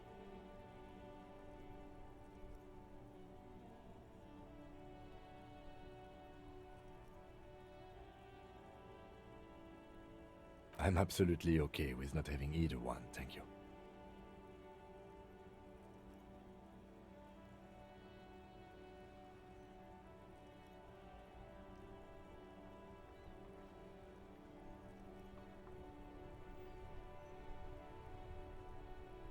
I already am expressing my individuality. I'm not. I don't have a jacket anymore. Good. I wanted you not to express yours. cold-hearted cop.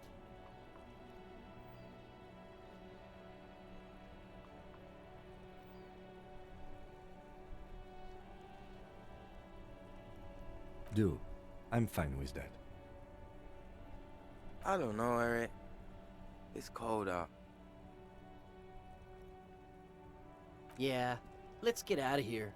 The cops fucked us.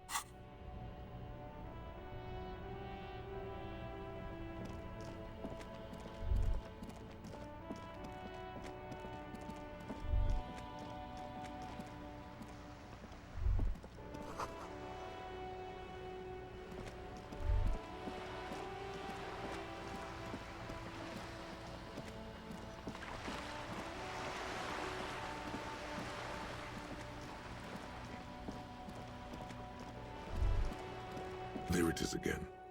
There's a spectral scent haunting this pair, no doubt. And it smells like sea brine mostly, because it's a pair. Years of turmoil, of hopes and dreams, ground beneath the inexorable tides of capital.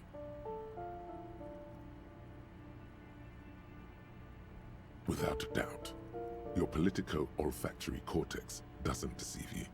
The smell is coming from that balcony over there. Certainement, a precocious communist youth, a symbol of a kinder, more hopeful future. Now's your chance to establish contact with your revolutionary brothers and sisters. A chance to establish contact with the future.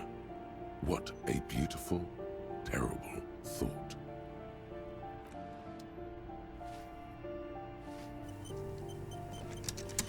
Give me a moment. It's about Victor, isn't it? It's always about Victor with her. You'll find the Maisons in apartment 20 upstairs. It's one of those doors on the balcony.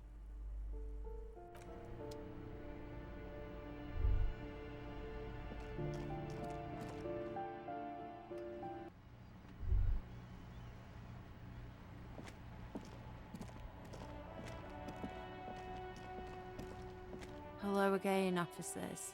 Have you come to admire my mural?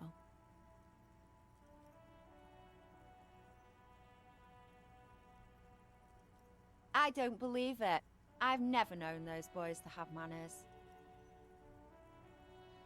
The bemusement in her voice doesn't fully mask genuine tenderness.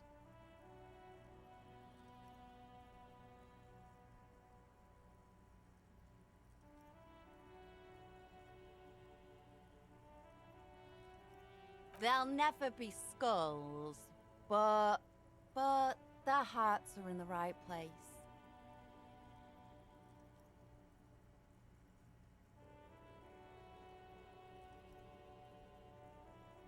Thank you for passing on the message.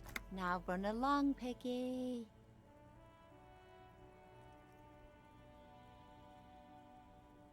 They just might be. Rough stuff. If you take the ride, you'd be wise to buckle your little pig belly up. We apologize, but we're currently not buying the entrapment you're selling. Please call again later. Thank you. If you're really interested, then I'm sorry. But I don't do anti-radiation drugs anymore, so I don't know where to get them.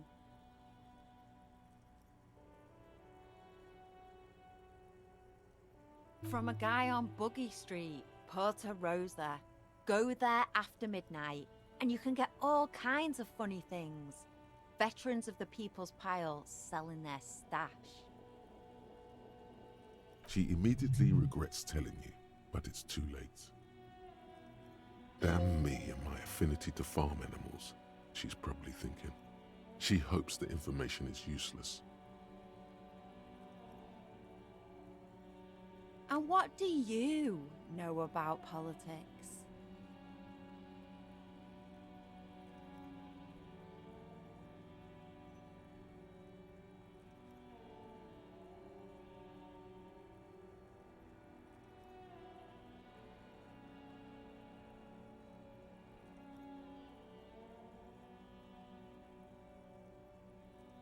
An underground cell. My. Sounds big time. Sure, I know someone who'd love to talk that ideological stuff. You're looking for Steban. A right communist who runs a mega cool and very secret meeting.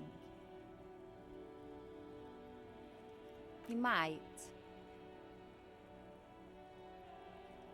No. The lieutenant let slip a sigh that seems to suggest this turn was utterly predictable.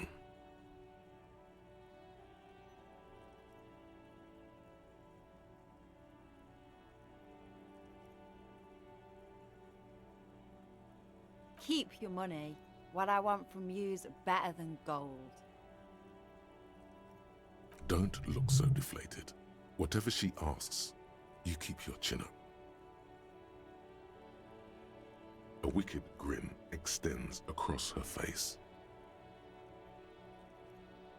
A laughing skull. Death hilarious. This is gonna be bad. Oink for me, Piggy. Just once.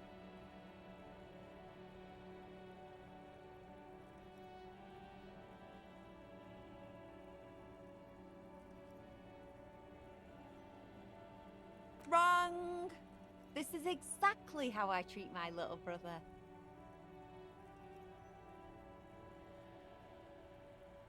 There, that wasn't so bad, was it?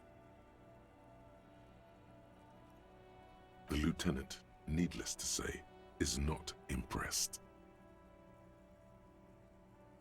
Sounds like you're really serious about meeting Steban. It's touching, sort of. Steban's group meets only at night, in an old room in these apartments here.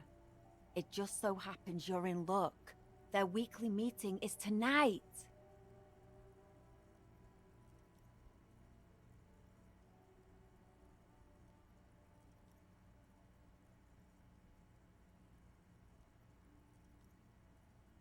Poke your snout around sometime after 10 p.m. and you might just find them.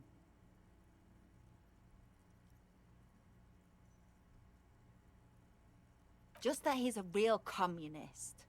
Not like the play acting you've been doing. The rest, you'll have to see for yourself. Oh, smart pig. Because they're is. See, Stepan's a bit on the paranoid side. He's got all these mega secret passphrases to keep out infiltrators and the like. You can't join the meeting without one.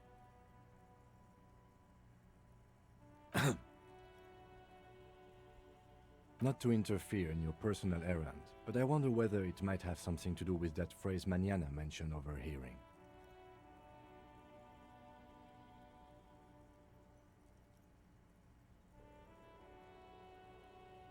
The lieutenant nods.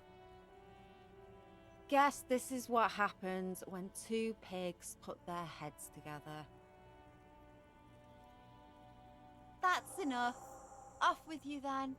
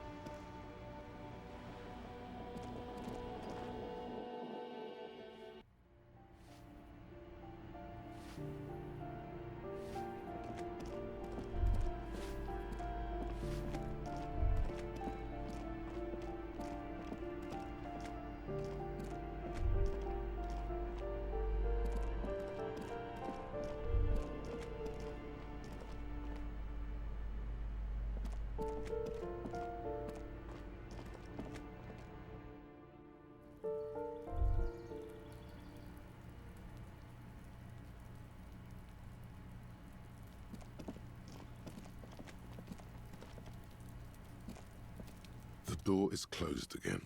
Nothing to do here anymore. You hear someone inside, walking from room to room. Whoever lives here must be back home.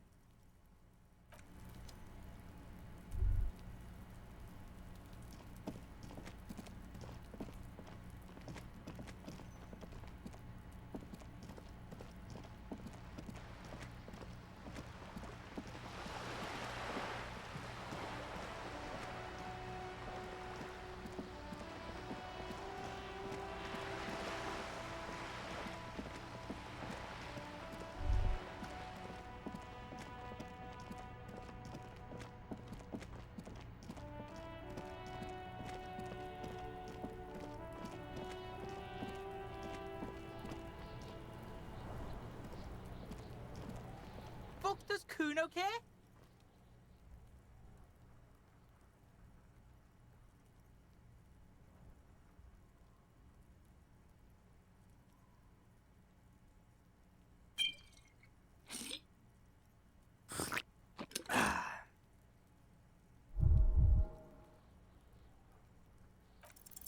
It's not Kuno.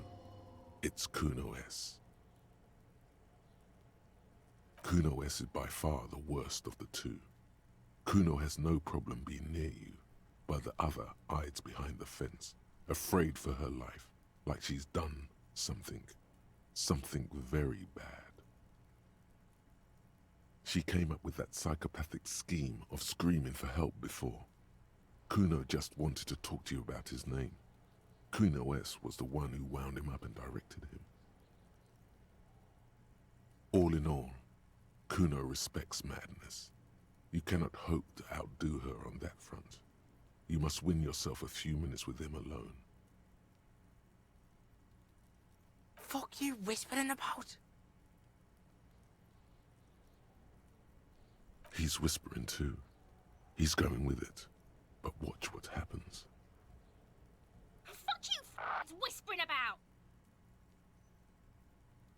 If Kuno wants to whisper, he's gonna fucking whisper, okay? Let's whisper, pig. This is it. You've got him. But be careful. You can still fuck this up. Don't make Kuno look bad in this.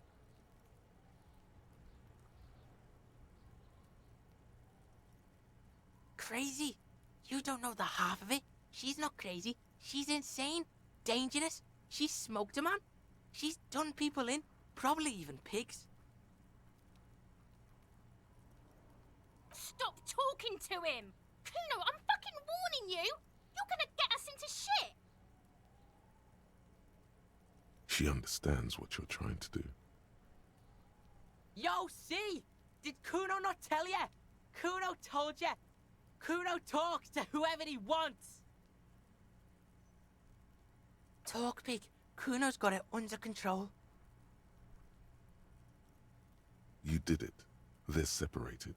He's even turned his back to her, so she can't read his lips. Fuck. She can read lips. You should cup your mouth.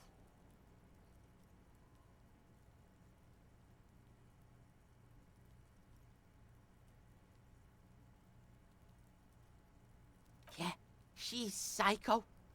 None of that kiddie psycho. Cat burn and shit. She does the real deal. Yeah. Snuff radio shit. Believe me, pig, you don't want to know. Like the private radio stations Noid mentioned?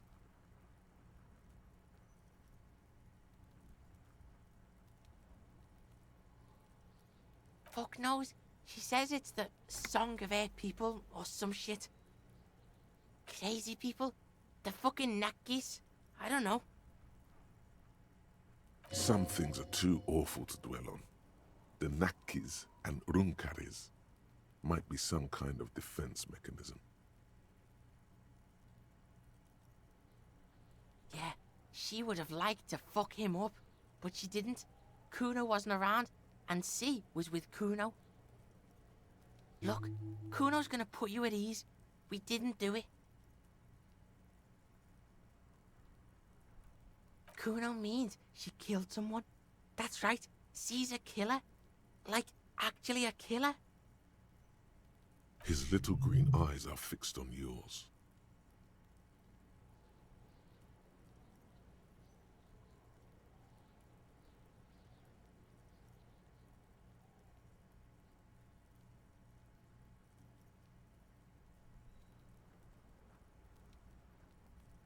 Killing is serious shit. Kuno's always serious about the 488. She's probably killed a pig too.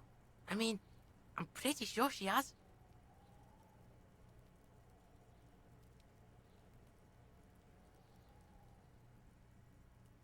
Forget Kuno said that.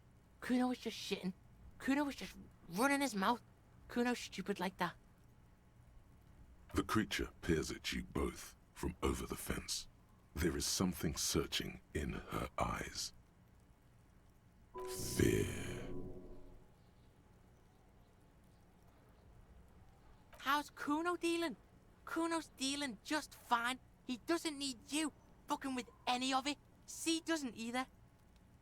Kuno's got this shit under control.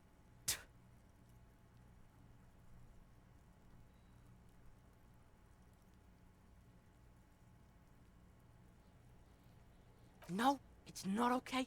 C is Kuno's go-to. Kuno's protecting her. You fuck with C.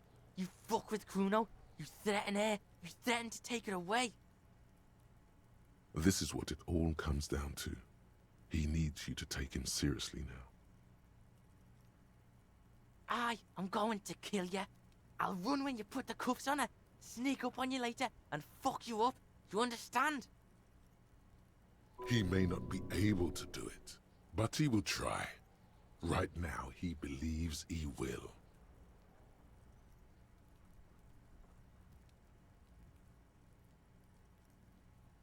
All right, now we can do business. Yeah, what do you want? Kuno can hook you up with... Oh, don't hook him up with shit, Kuno!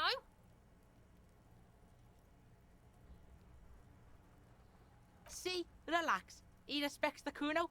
Kuno made him respect the Kuno. You respect the Kuno, you get all kinds of shit. Remember when you tried to get Kuno to hook you up? We can get on that now. If you run a little errand for the Kuno, me and you, Kuno's gonna hook you up with illegal narcotics.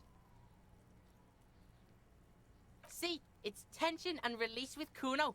Now we releasing. The pant buying shit, that's on now too. 90% discount for Kuno's pig. Kuno can flex. Kuno flexes for hobos. Kuno sees you're in need.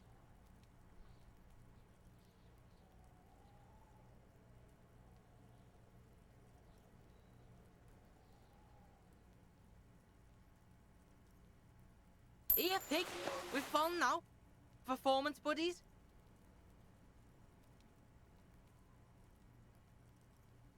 Kuno can already see you soaring through the air like a fucking eagle.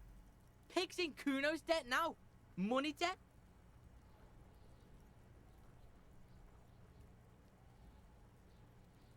Kuno gets it from his dad. Kuno and his dad are major suppliers. That's where Kuno gets his lightning on. Problem is, Kuno and his dad had a little falling out. Now junkies clawing at Kuno's door. Streets going mad. Kuno's got to throw his dirty popo man at it. Dirty popo man is you. In there is Kuno's violent dad on steroids. Kuno's dad does steroids and speed. If you can take him, you can have half of the speed. Kuno's dad is a fucking monster. He's the most violent man in Revachol. He doesn't give a shit about a single thing. He drinks too. Are you sure you can take on the most violent man in Revachol? In your condition?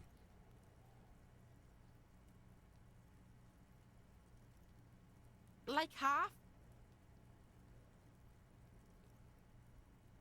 A baggie, but like in this vial.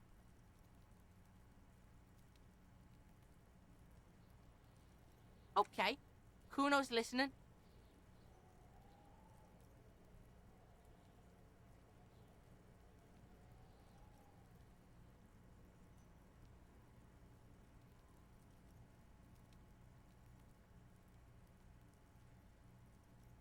Alright, pig. You can plug him, but you can't stop him. It'll only buy you time. Just get in the apartment building. Kuno knows you already fucked your way in. Kuno knows everything. Go to room 12, first floor, and kick down the door. Police violence style. Kuno style. And then it's action time. You're locked in the room with violent fuckheads. That's it. Next time Kuno sees you, you better have his shit. What the hell are you signing us up for here?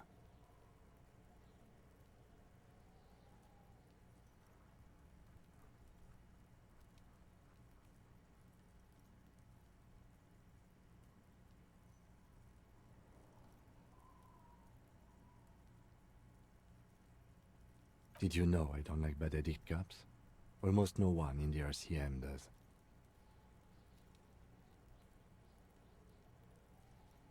Kuno doesn't fucking care.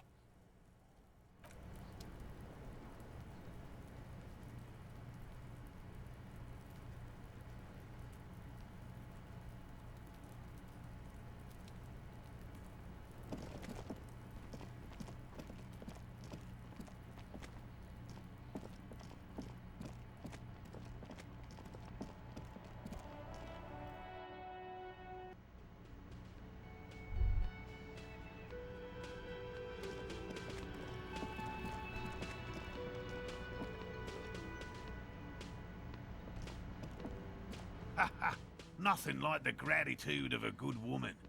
Now then, what can I do for you? He tries to play it cool, remain professorial, but inside, this man is itching for some news on those traps. Good. Okay. And? Completely empty?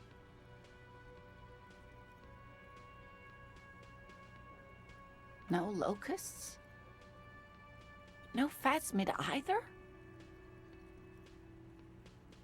That's not ideal, but It just means the Insulindian phasmid is even more clever than we thought. Of course, more clever. yes, the Phantasmadeia picked off the locust and escaped. This is good news, though we'll have to reconsider the design of the traps, make them more secure. Another trip to the reeds.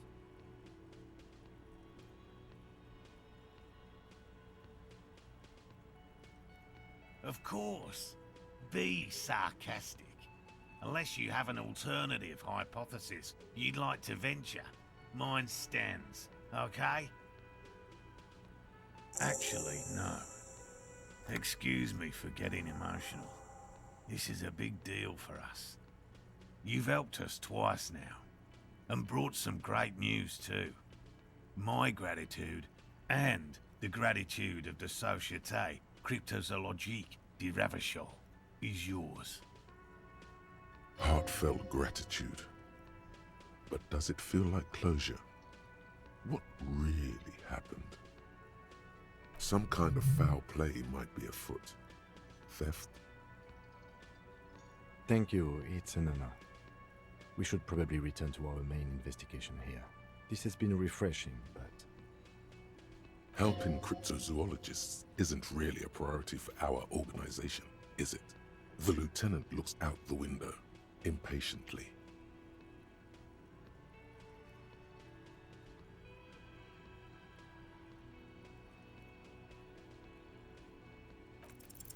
Consider the way the empty trap was disturbed, as though shaken. Most likely the hands of a young person. Hands small enough to fit inside the trap, too.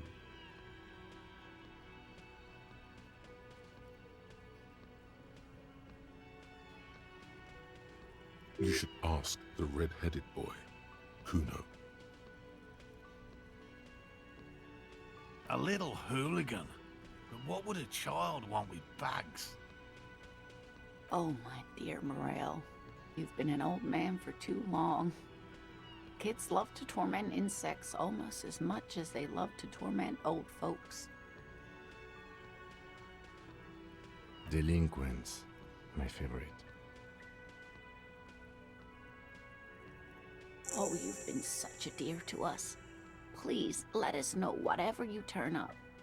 I have a feeling we're getting so close. Well, I see you've got all the help you need. I'll see you tonight at my place. Let's play suzerainty, but no more field trips for me. After this is your last chance to talk to Gary. Really, Gary? We're getting somewhere here. I'd love to play suzerainty, but...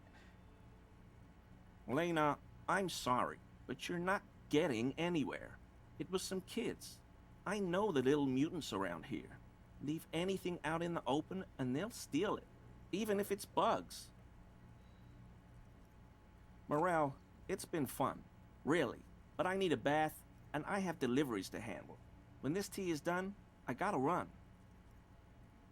No need to apologize, Geary. You'd be more than helpful. We'll have to take a rain check on that game of suzerainty today, though.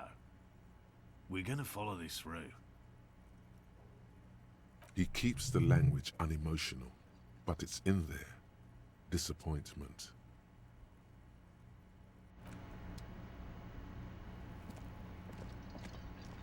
Very generous of you to help us out, officer. I'm sure glad to be back from that little excursion.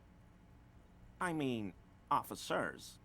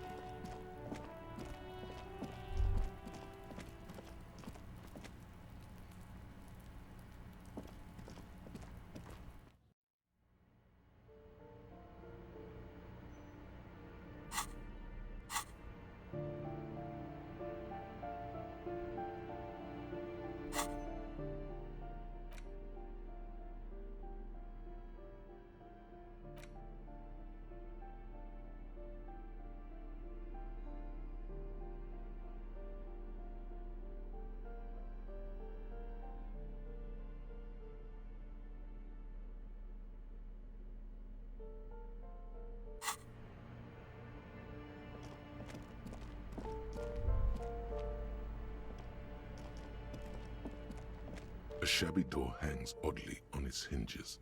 Secured to the doorframe with a safety chain, an unpaid energy bill is attached, threatening to cut off the electricity. It's addressed to Mr. Uno Doroita.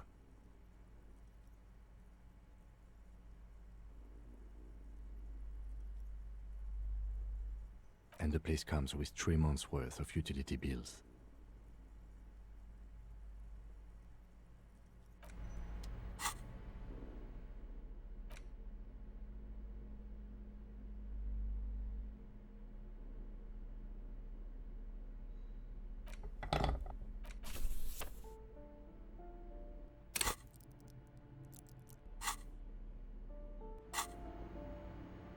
A shabby door hangs oddly on its hinges. Secured to the doorframe with a safety chain, an unpaid energy bill is attached, threatening to cut off the electricity.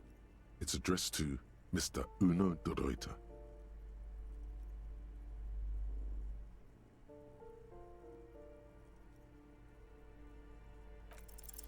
Snip. The cutter goes through them like dead leaves. The links fall to the ground on the other side of the door.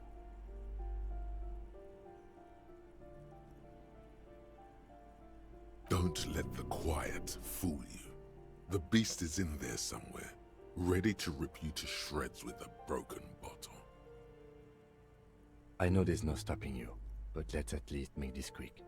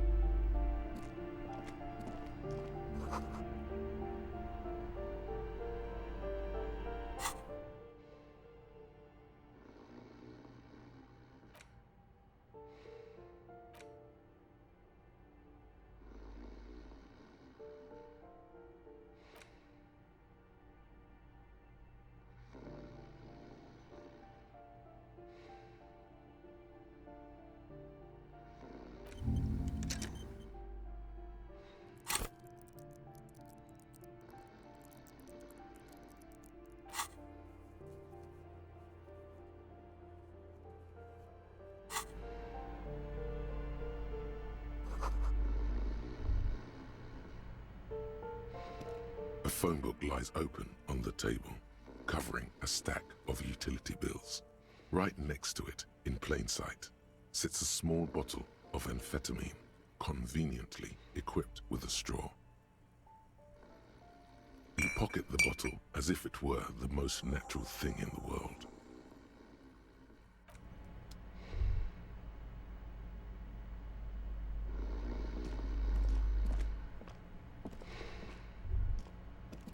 A bundle of clothes heaped on the bed, a stained parka, some towels and a duvet, some socks even. In the dark, it looks like a nest.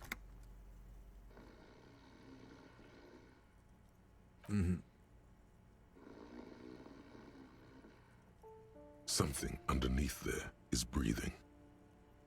It's not too late. No one's going to blame you for backing out. You don't have to do this. Just get out.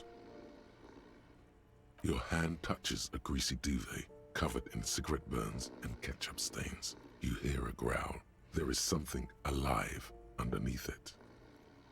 It's deep in suffering somehow. You see a 60-year-old, fat, red-headed man passed out from large amounts of alcohol, and God knows what else. The smell of shit rises from his mouth. You don't have to take him down. He's already down.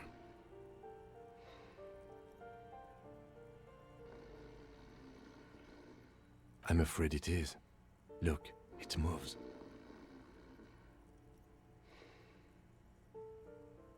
And look, the other foot is camouflaged by a striped sock bearing the name Maxtor on the sole.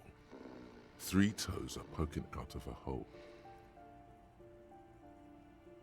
A groan rises from the man's throat, dry like a death rattle. He's trying to say something in his sleep.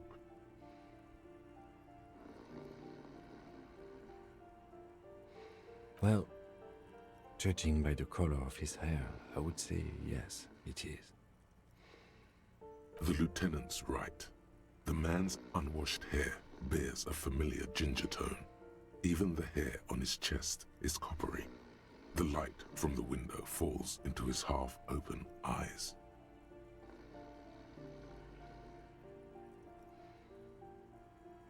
I think he's still quite bad. I mean, what he has come to. This man won't be feeding his family anytime soon. Not that he was, but at least he won't be beating his son. A pair of half-open bug eyes is staring back at you from the dark, empty, and frozen. It's clear that the person behind them is not awake. Can't you tell? It happens to exceptionally committed substance abusers. They fall asleep with their eyelids still open. Not a pretty sight.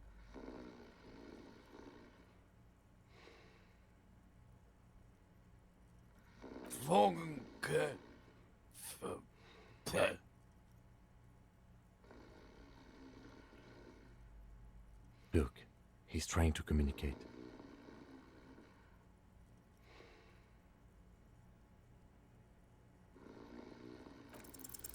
The man groans once again, but his tongue keeps failing him. It's impossible to make out the syllables. A hand emerges from the blankets, trying to gesticulate something. And then it dawns upon you, clear and surreal. Pigs, he says. He's trying to call you pigs.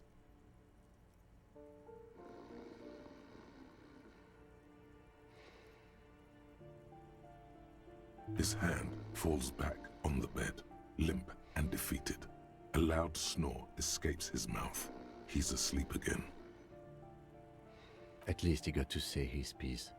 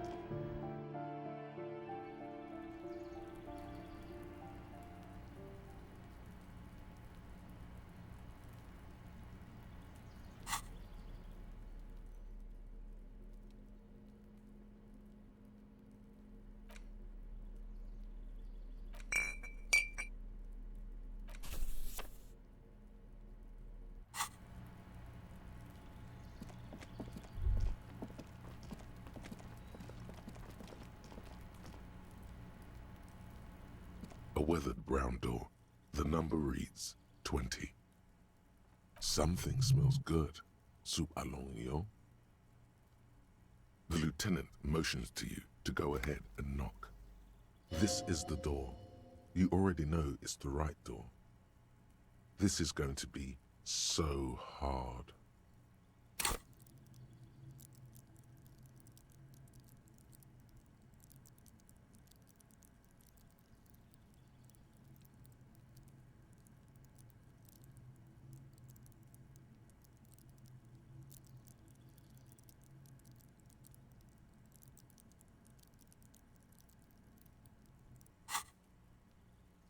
Hello? Who is it? And someone turns down the radio.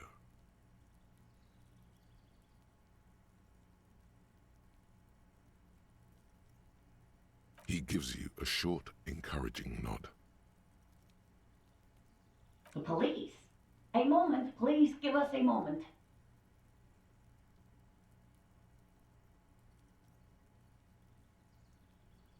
tidying up, nervously. There's fear in her voice. Come in, the door is open.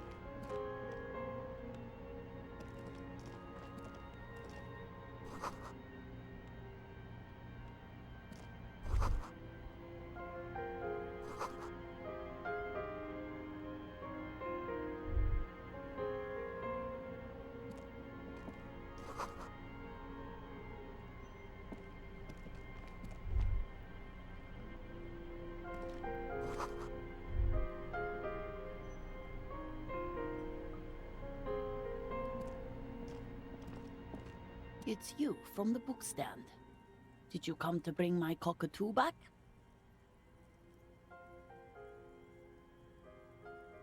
I don't think I introduced myself properly. I'm Billy. Would you like something to drink? Tea? Lemonade? We're out of coffee. The lieutenant has taken off his foggy glasses and is busy cleaning them in his handkerchief for now. You're on your own here. He must feel vulnerable without his glasses. Is this why he's letting you take the lead?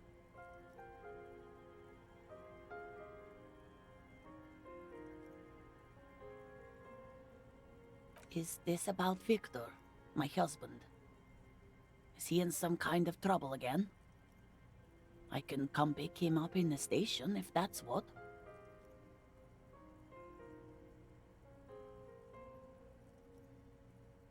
Keep it together. You don't want your body language to tell her the news. Sorry, I'm rambling. It's just that Victor often gets into all kinds of trouble. So, how can I help you?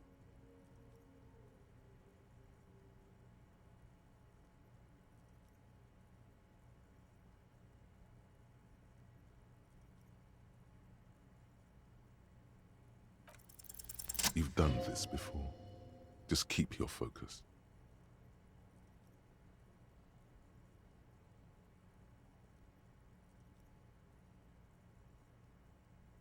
What did you say?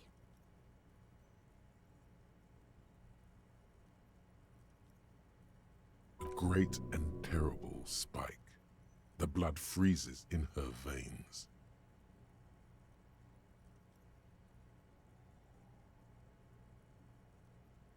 Oh.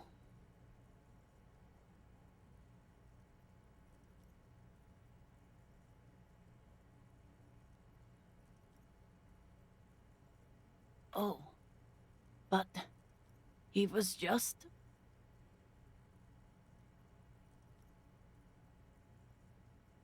But he was just here. Alive. We understand this comes as a huge shock. I want you to know that me and my partner are here for you if you have any questions. Take your time, man.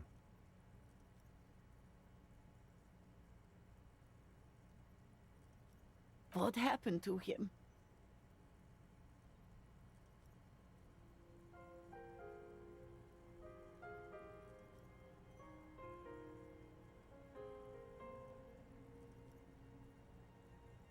Was he drunk?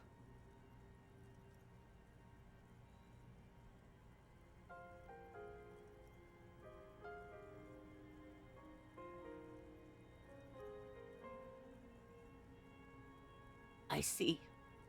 And you just found him there, lying in the cold.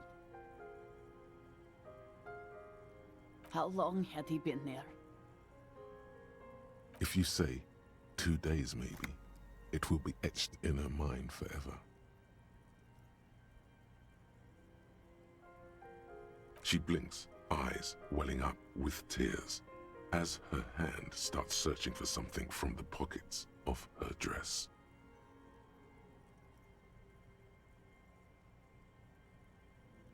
The handkerchief.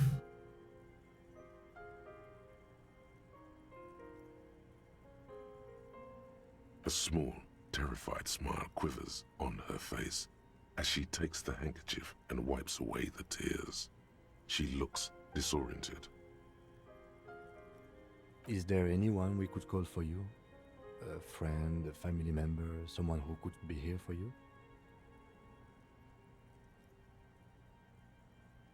No. I just need to tell my girls. It burns like acid.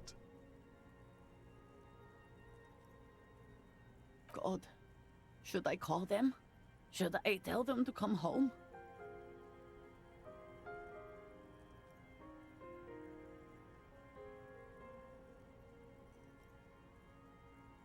No. A day.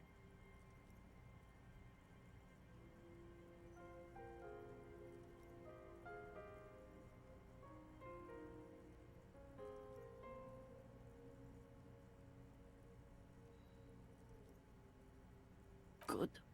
That's probably the right thing. Thank you.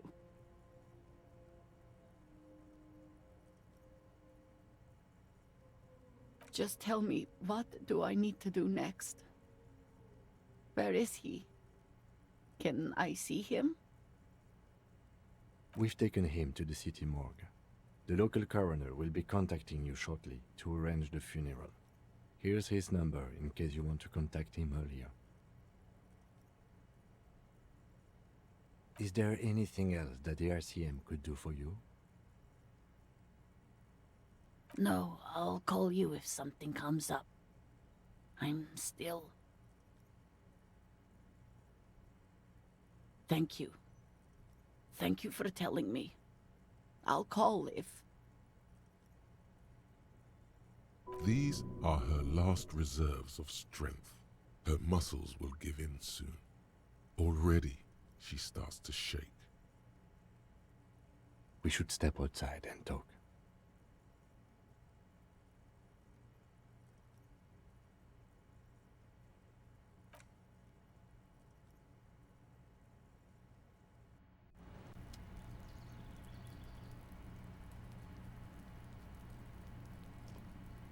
You did well.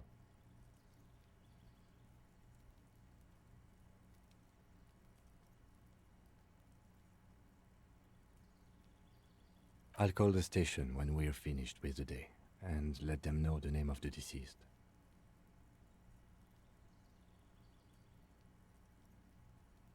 That's it. We should get back to our case now that our duty here is done. They'll manage. They have to. It's not your place to live their lives. Let's go.